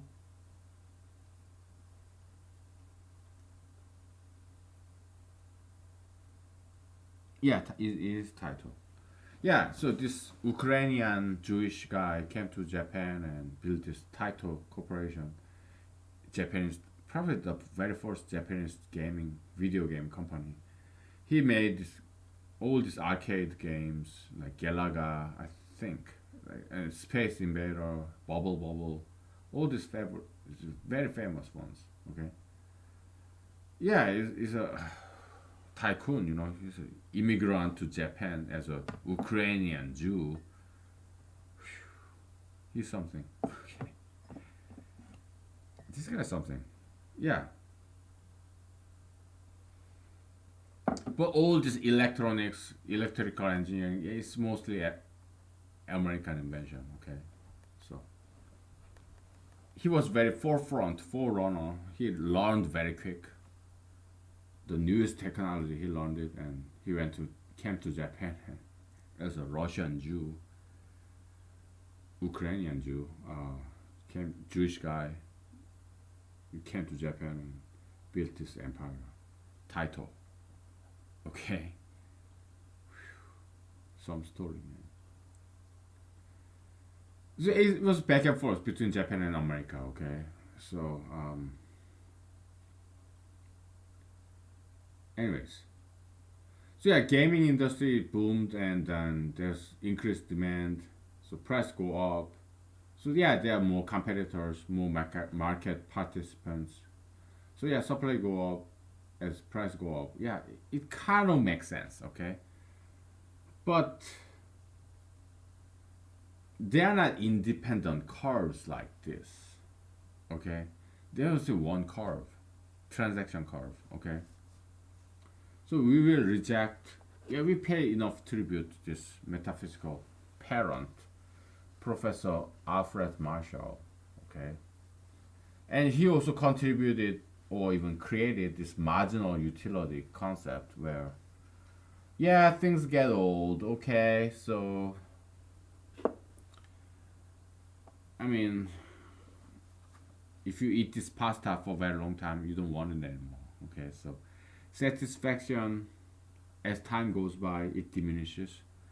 That's the law of diminishing marginal utility. Yeah, it's a great concept, but mathematically, it's not quite accurate.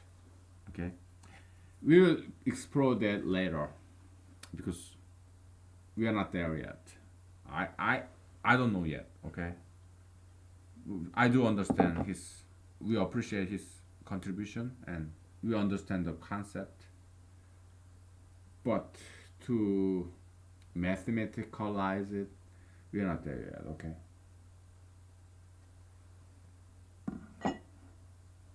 Okay. We just have one curve, okay? One Z curve, okay? All right. Price go up, right?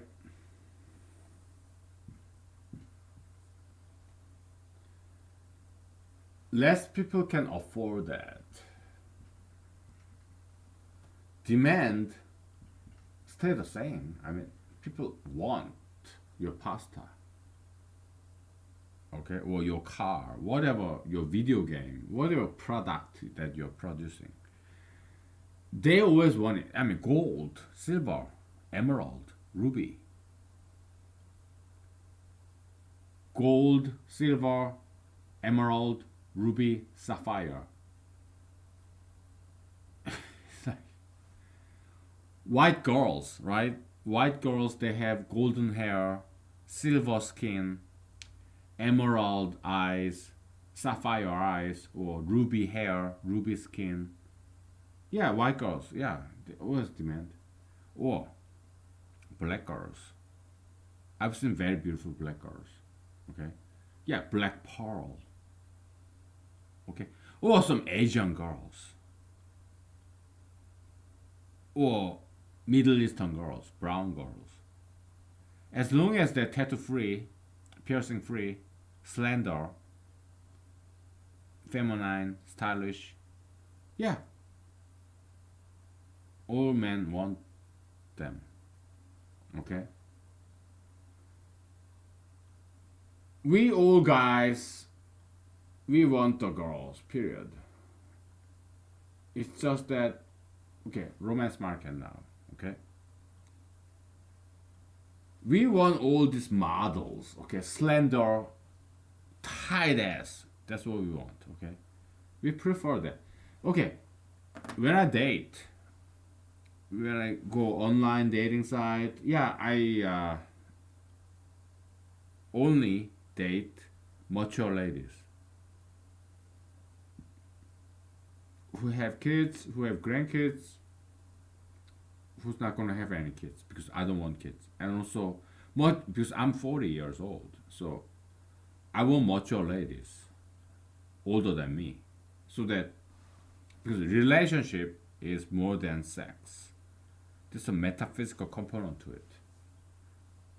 I want to enjoy the conversation, something in common, and it's more than sex. Okay, I want to enjoy the company and understanding, and but if I go to a gentleman's club or red light district, who do I pick?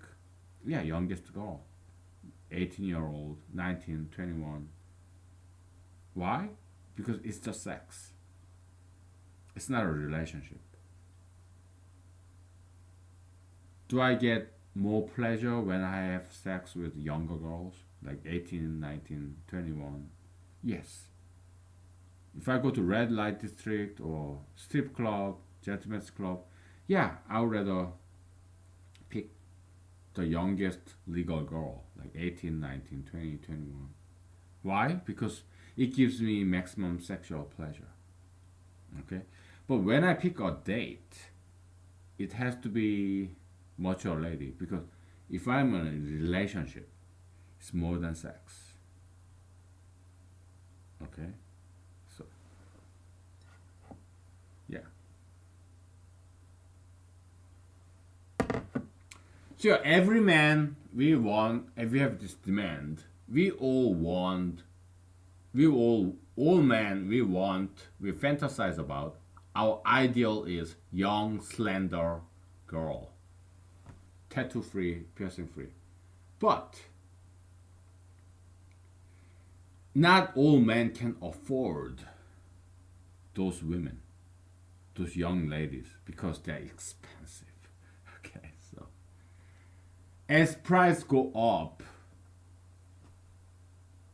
the quality of these girls go up.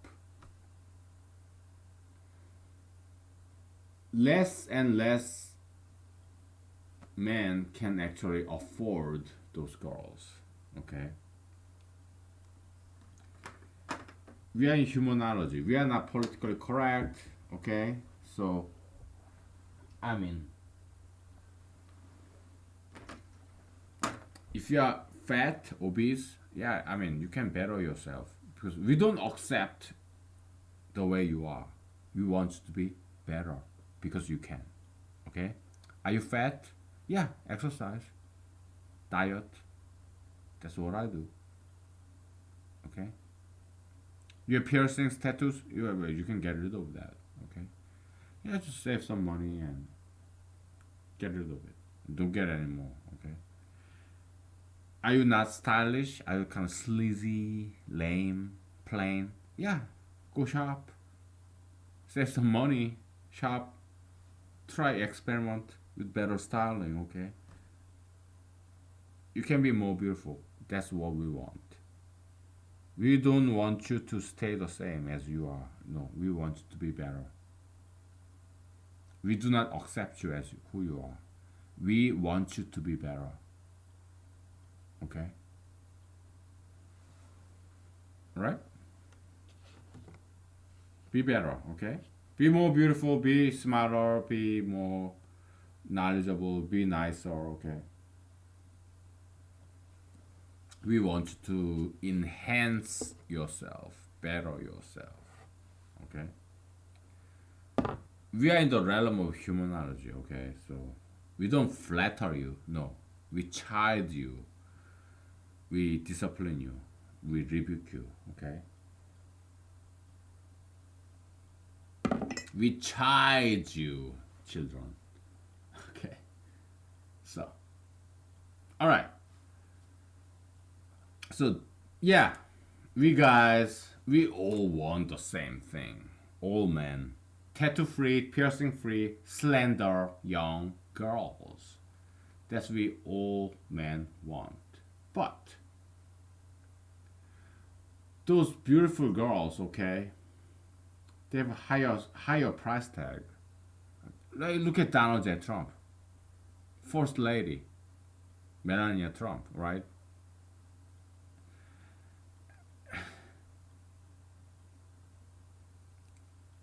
Personally, I don't find her very attractive, okay, because she's kind of Asiatic eyes, like squinted eyes like this, and brown skin, black hair. I don't know what eye color she is, but whatever. Melania Trump, okay, First Lady. And she has this plastic surgery boobs. Oh, really. Her ass is getting fatter. She got fat ass by now because she's well fed.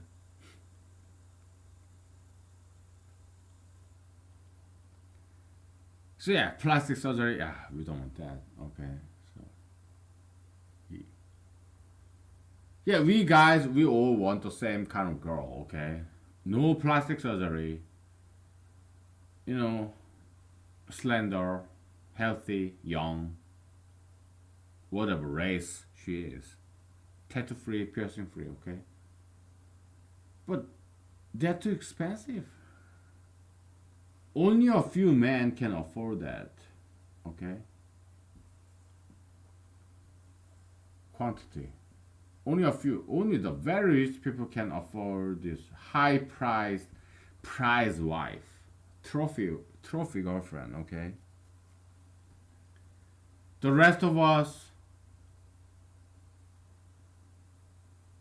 we just settle with these cheap girls, fat or ugly girls, low price, high quantity.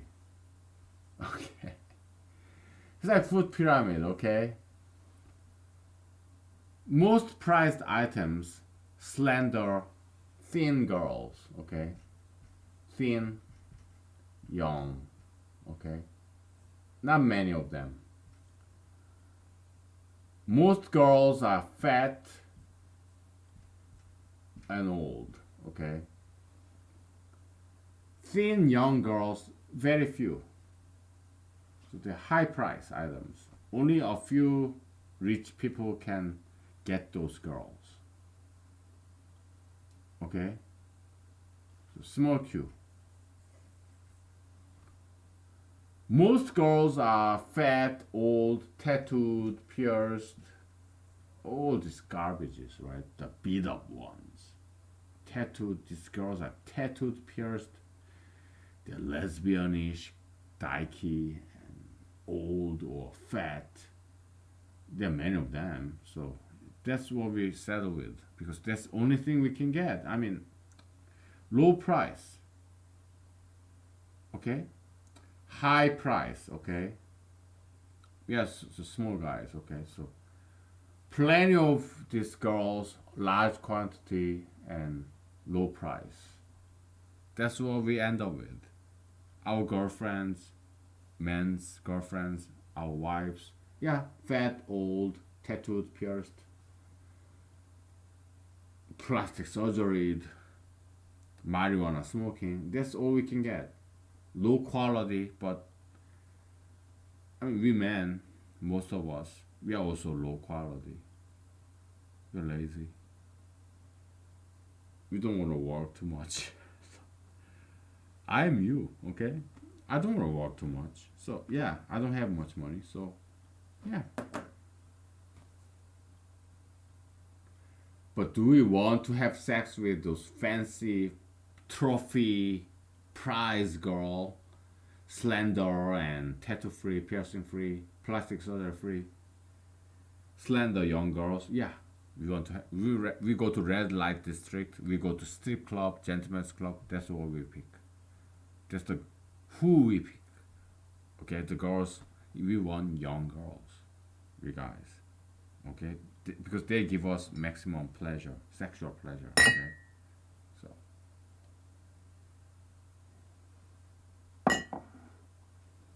okay, okay. We are doing economics, but we do this because it's very general and influential and pervasive. Okay, economics is very quintessential concept in human world. That's why we are spending so much time in doing economics because it is important in human world to understand phenomena in human world. Okay, we are in humanology. Okay, so we have to do this. Okay, I know, yeah, it's mathematically challenging a little bit, but it's a worthwhile investment of our time and copium, pain and suffering, labor. Okay, yeah, it's well worthwhile. Okay, how does my hair look now? Woo!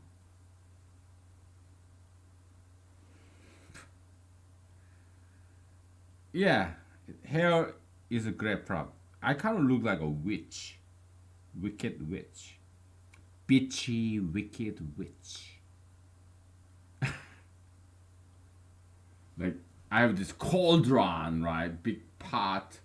Oh, I'm cooking. Oh, stench, the smell.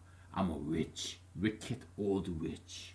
Cauldron with this big cauldron and fire underneath, and this, I have this big churning, deeper, whatever. And oh, the soup. I have this spoon. Let me taste this soup with my spoon. Mmm. Yeah. Economics. I can taste it. Humanology. Churning this cauldron. Sticking shit. Stench. Wicked witch. Ah! Ah! I'm drunk. I'm entertaining you, okay? There's nothing wrong with it. You are being entertained. I'm having fun. It's Sunday morning, and by now maybe it's afternoon. I'm not driving, I'm drinking. You are having fun, I'm having fun. So what's wrong? I'm healthy. What's wrong? There's nothing wrong with drinking.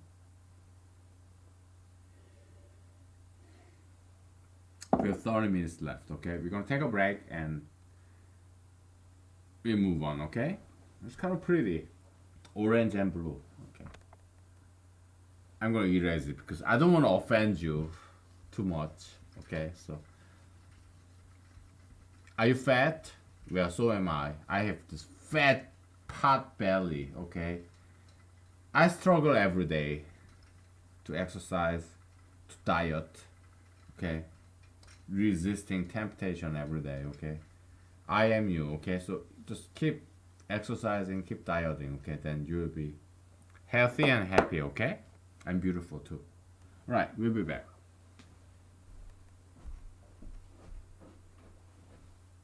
Okay, we'll be back.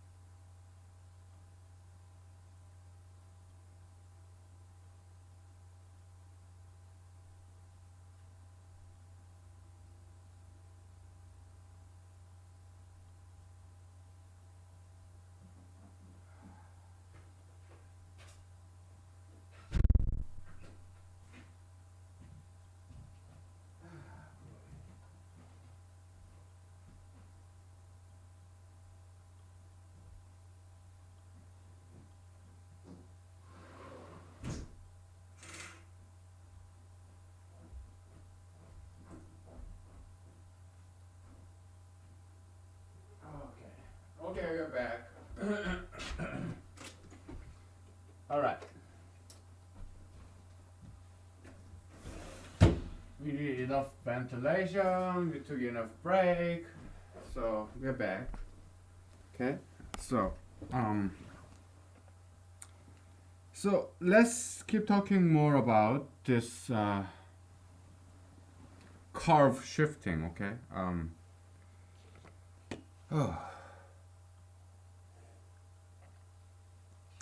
You wanna see how crowded this space is? Oh boy. First of all, let me get this pen poops out of the way. Oh boy. Oh, you see this? Oh, the pen poops. Oh boy. Eee. Can you invent some eraser that can, or pens that doesn't have all these pen poops? Oh, it's such a nuisance. So annoying. Oh. What am I paying you for, man?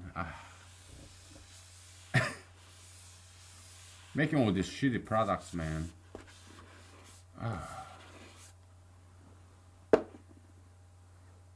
What am I paying you for, huh? Making all these shitty products like this. Eee.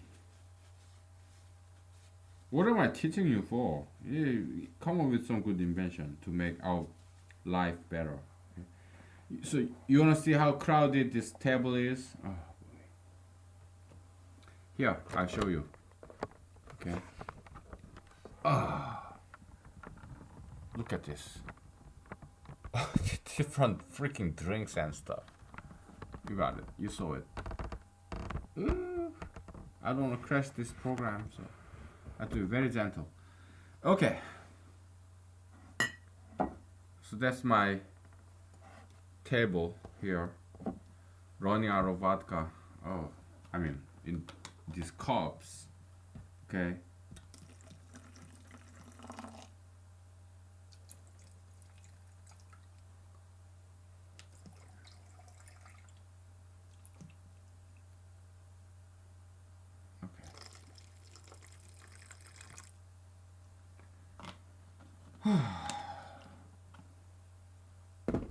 All right.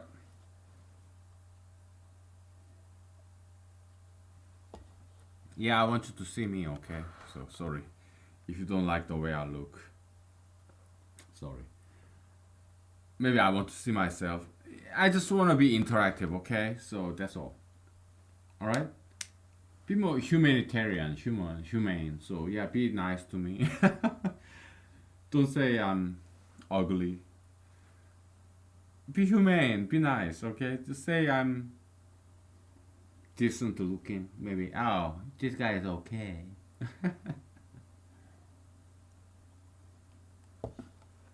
Whatever. So, we have 20 minutes left. Okay, so, alright.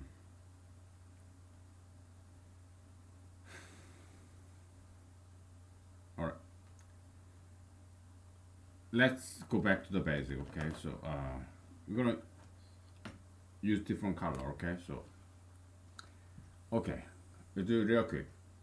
Profit margin, price, okay? 0 minus C, 0 plus C, okay? And we have that. Can you see all this? It's too light. Okay, we'll use different color now. Actually, how about azure? Light blue, sky blue, okay?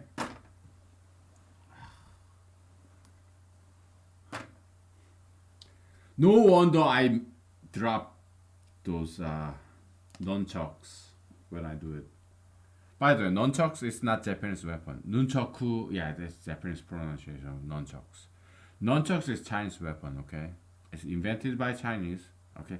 Japanese, yeah, they can adopt it, but nunchuck is traditional Chinese weapon, okay? Japanese people, they tend to steal, okay? That's why I'm not learning Japanese language, because these guys, they like thieves. motherfuckers. Okay, because Korea is okay. China, Korea, and then Japan, right? That's how people migrated toward the east. There was in the beginning, yeah, there was this Adam and Eve, this Garden of Eden in the Middle East. Then people went south, they became Africans. People went up north, they, according to the Bible, they become European whites, and they moved to the east, and they become Asians. Okay, so from China, Korea, and then Japan, right? And Japanese, they kind of raped Korea and China, okay, by invading them, by having the sex slaves. Motherfuckers. Okay, they are raping their own parents. Okay, that's Japanese. Okay, motherfuckers. There's still things like, oh, nunchaku. Yeah, it's Japanese weapon. No, it's not. It's Chinese weapon. Nunchucks. Okay, and they lie about the fucking history and motherfuckers. Japanese fucking shit. Don't be like that, okay? So I need Japan to repent, okay? Because you guys are doing something very evil, okay? All this crime against humanity, man. So President Truman did the right thing by dropping two bombs, atomic bombs, to Japan. They need to repent, okay? They're like mechanical, like machines. Japanese people, they work, work, work. Oh yeah, all video games, manga, animation. They work too much. Where's humanity? Hmm? Why do you kill all these people? Your own women. In this manga, Japanese animation, they rape, they kill women, Japanese women. Stop doing that, okay? Stop being like a machine. Stop being mechanical, okay? They need to repent. Oh, until they repent, I will not learn Japanese language. Okay? Because it's my way of protesting them. Okay? They better stop lying about their history. Okay? It's not okay to lie, right? God hates lying tongues and arrogant eyes. Okay, that's in the Book of Solomon, Proverbs. Anyway, I love Japan, but they need to repent. Okay, whatever.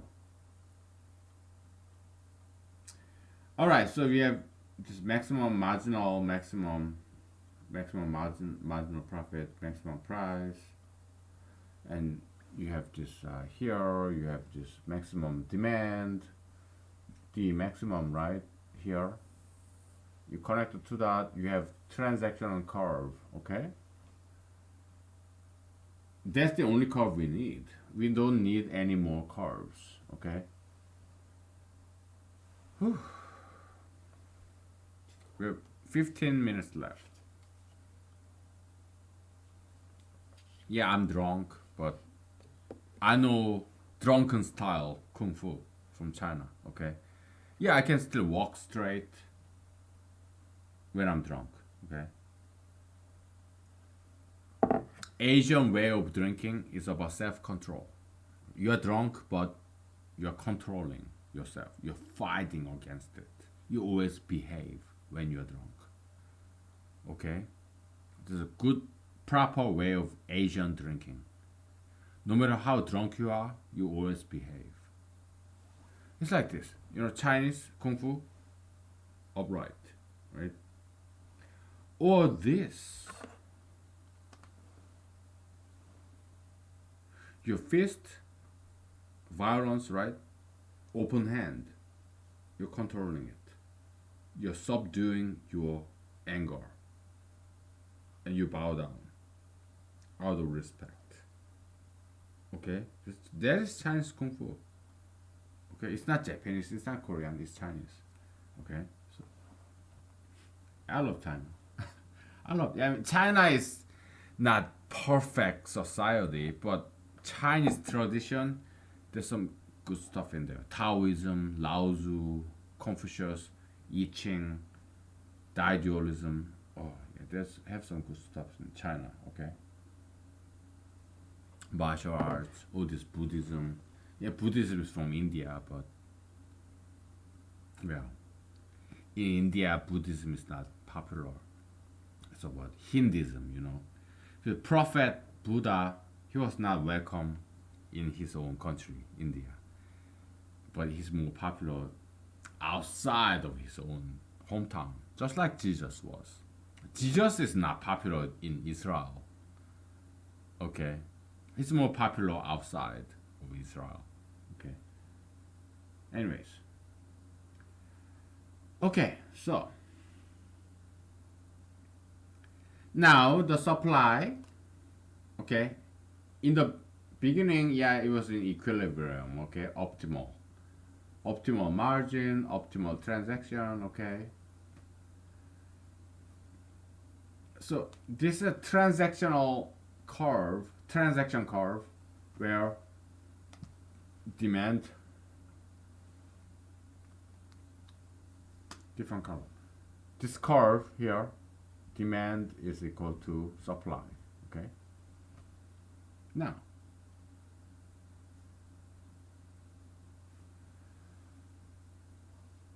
above here is where supply is more than demand. Below this line is where supply is less than demand. Okay? It's maximum supply capacity. Okay? So it could be straight line here or down here. Okay?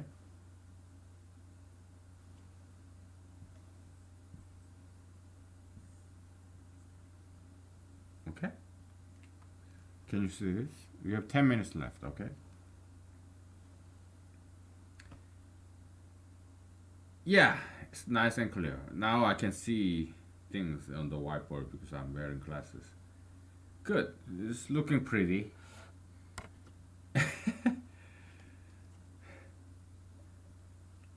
Look, man, I'm doing my best to look pretty, okay?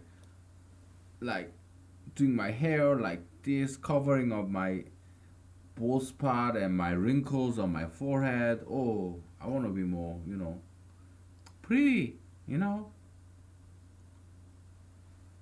whatever. I look like I'm some kind of shit ass ghetto.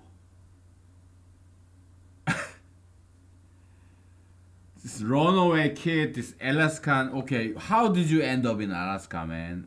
Why are you in all? They say in the X Files. I learned it from X Files. All nuts roll down to Florida, right? Because Florida is kind of this peninsula. All nuts roll down to Florida. Florida. How about this?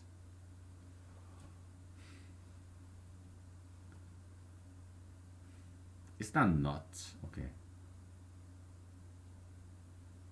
All crazies boil up to Alaska. How about that? Because in Alaska, we have a lot of refugees and fugitives. Alaska is kind of backcountry, not many people. So all crazies, they boil up to Alaska, okay? So we are worse than Florida, okay? So all nuts roll down to, like crazy nuts, roll down to Florida, but all crazies boil up to Alaska, okay? this guy, okay? Because we want to be alone, okay? We are fugitives. There are good ones and bad ones. I claim I'm a good one, okay? I'm not killing anybody. I'm not raping or stealing from anybody. I'm doing economics. I'm not hurting anyone, okay? I'm doing economics, okay? So, right? I try. I try to be nice. Okay. So,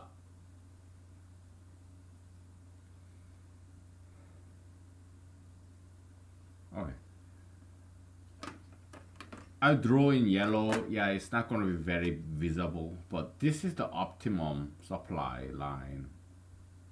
Oh, I'm sorry, I'm drawing orange, yellow, okay. Equilibrium supply level where supply was equal to demand, okay. Now, supply go up over production or supply go down under production, okay. Overproduction is like Great Depression that just produce more overinvestment, economic bubble, okay. Overproduction. So if you use overproduction scenario, if price is the same here, optimal price, okay, P optimal. If price the same, you are producing more than the number of people who can afford to purchasing your product, okay. What do? You don't want to just get rid of all your unsold inventory. You do fire sale, discount, going out of business sale, okay. You reduce the price, okay. That's what you do. Now, under production, okay, you're making iPhones or computers, Motorola, Samsung, LG, whatever, Kyocera or Vodafone or Nokia, whatever, okay. Yeah, your employees, they went on strike or this collective bargaining chip, whatever, okay, labor union, so they went on strike, so production level go down, but the demand doesn't change, okay. Yeah, cell phones is just like cars, okay. You use it for a while, you get fed up, so you toss it in the trash can, and you want to buy a new phone, or your old phone is cracked, broken, machine, it ages. It's a law of entropy, okay. Yeah, by probability, yeah, second law of thermodynamics, okay. Things tend to get disorderly, okay. Yeah, it will get broken, okay. Yeah, you replace your car because it's too old, it's not malfunctioning, it costs more money to repair it rather than buying a new thing. So yeah, you buy a new thing, okay. You replace, okay. So this constant demand doesn't change, but your production level go down. So now only rich people can purchase. You raise the price, okay. If you are a rational businessman, okay. Production level go down, okay. Your employees started strike, or this snowstorm in your farm, or your crops die. So yeah, your production level go down, so you cannot sell as much. But you want to maintain your business, you need to make same money, okay. You used to be up here, but you're not making the same money because your production level go down because your employees started a strike, or there was an act of God, weather, climate change, whatever, winter storm, unexpected climate change, weather. So your crops die, okay. You need to make the same money though. So what do? Production level go down, so you increase the price. Less people can afford your produce or product, but you are making same money because you just increase the price, okay. Yeah, that's a rational economic decision process. Business is business, okay. Yeah, it's cold-hearted, I know, we know, but you have to pay your mortgage, you have to pay your employees, you don't want to lay them off, right? Yeah, people say, "Oh, you increase the price, you bastard, you asshole, cold-hearted man," but not really, because you are caring about your employees. You're caring about your household, your family. Your employees are your family too. They are like your children. Or your retirees that you pay annually, this pension fund. Okay? Yeah, you have to take care of your own people, your parents, your kids, your employees, your retirees. Yeah, you're not being selfish, you're not being cold hearted. Okay? I need you to know this. Okay? When some big corporation raise the price, it's not exactly selfish. No, they're trying to take care of their kids, grandkids, their parents, grandparents, their employees, their retirees. Okay? Just like you would take care of your own family members, your loved ones. Big corporations, yeah, they want to take care of their own people, just like you do. Okay? You have to understand this. So don't just hate rich people. I'm not being paid by rich people. Rich people, big corporations, the only Fortune 500 companies ever hired me is McDonald's, Subway, Burger King, as a burger flipper, drive-through crew, minimum wage. That's the only big corporations I worked for as drive-through crew, mopping the floor, French fries, flipping the burger, not some upper management executive. No. Okay. I don't get any money from these big corporations. I have never once invited by big corporation corporate parties. I heard about it. My friends got invited. I was not. Okay. So there's no conflict of interest here.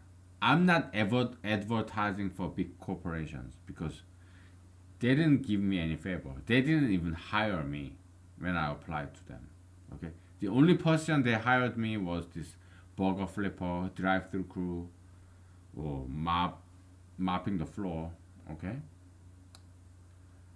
I just don't want to hate those people. Don't hate them just because they are rich. Oil companies, big corporation. Don't just hate them just because they are rich. Okay, that's what I'm saying. Okay, we continue on this next time because time is up. Okay, love one another, love each other, love your enemy, just like Jesus said. Okay, I'm here to tell you what Jesus said. Okay, thank you. Bye.